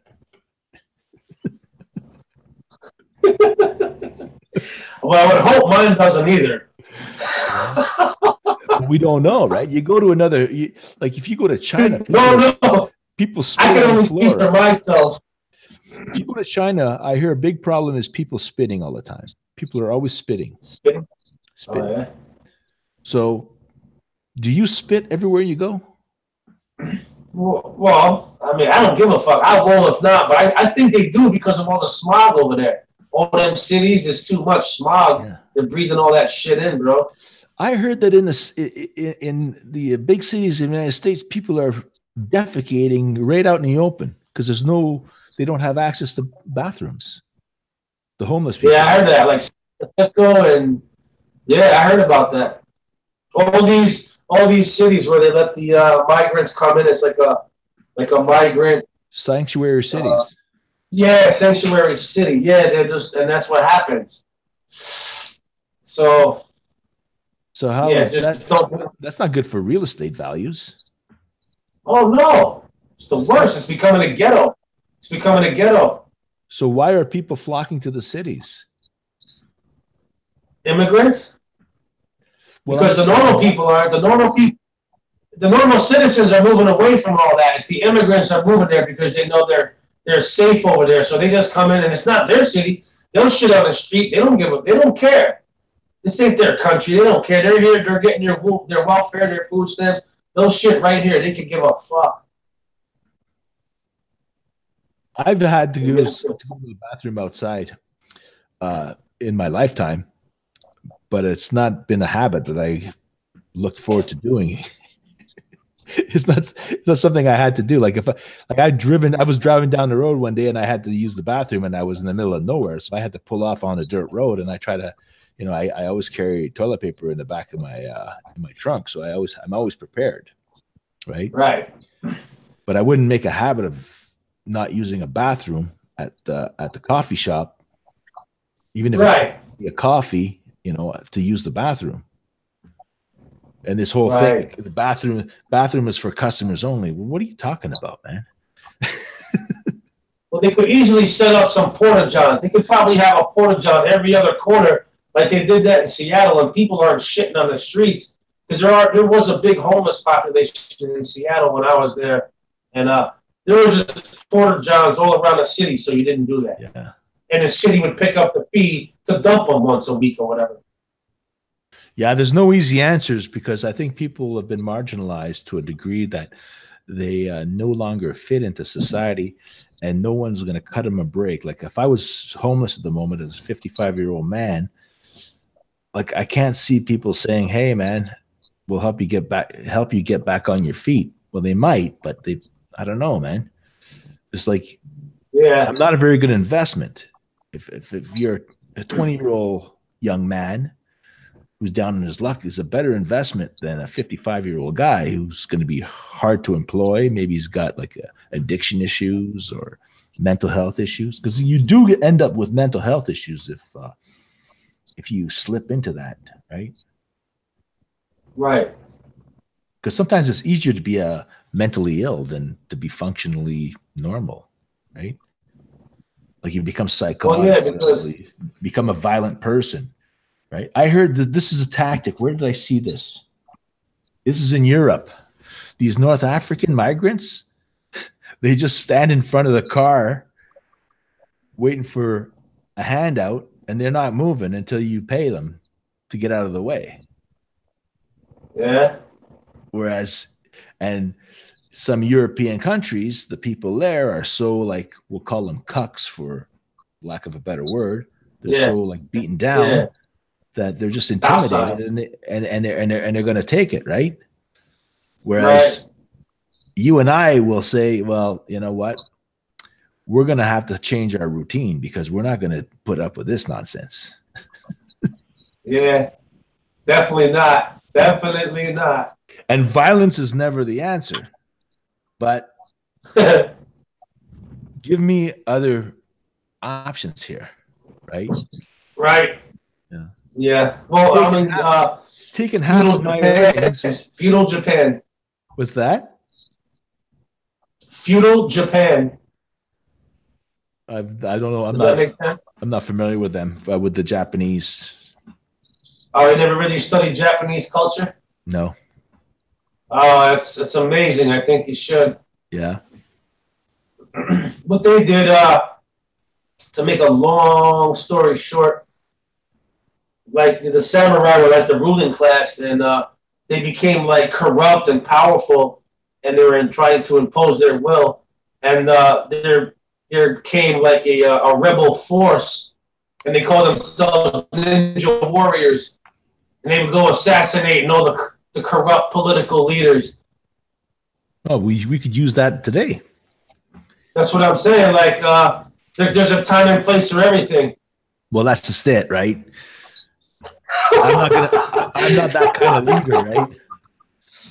Like, I'm gonna need to have a nap and then think about it before I start fighting. Well, there's a bunch of movies, like old school movies. It just, you would like it if you got into it. I got into it as a kid because I studied martial arts, and I just wanted to learn about everything, about karate, martial arts, everything, ninjutsu, all of it. And there's an actual culture behind it all, and there was a reason why. They weren't just assassins going out killing people for kicks or taking money. It was because they cared about their country. Well, we had the Vikings too. The Vikings were like that, and the Visigoths, and the people that took over Rome, and it's happened. Right. Even in France, it happened as little as like 500 years ago, where there was a city. The revolution. The revolution, but they cut off the access to a city, and they starved everybody in the city. And now, if it's a tourist attraction, right? Yay. Yeah. Well, that's one of Sun Tzu's art of war strategies. But anyway, listen, man, it's almost 2 here. It's a quarter off. I want to spend some time with my son before he gets back. Well, I'm going to say bye for now too, because I've only had 1 or 2 visitors. But I'm gonna broadcast this, and I'm gonna review it and see if there's anything. Well, I might end up splicing it up too. Anyways, I'll keep an eye out for your work, and vice versa. If you're up and around later on, we might kick it again when my son goes home. When the ex comes, picks him up, takes him home. Okay. Maybe you got my Gmail. Shoot me a text. Yeah. Probably like 6, 7 o'clock, something like that. If you want to do it again. Yeah, chances are I won't, because like it's actually a lot of work talking. I know. You wouldn't think so. I can't cut to a commercial. Take a break. Right. Use the bathroom, all that, But I'm hoping to get more subscribers, and if you see this thing and you can share it, I would really appreciate that. And I'm off of YouTube. I'm off of Facebook. I'm off of Twitter. I'm off of Gab. So I really have nowhere to put it, but except for Minds. I might put it up on Minds. Thing is, I don't have anybody following me on Minds. Well, we'll see. Take care, man. Hey, you too, Stitch. I'll see you, bro. Bye for now.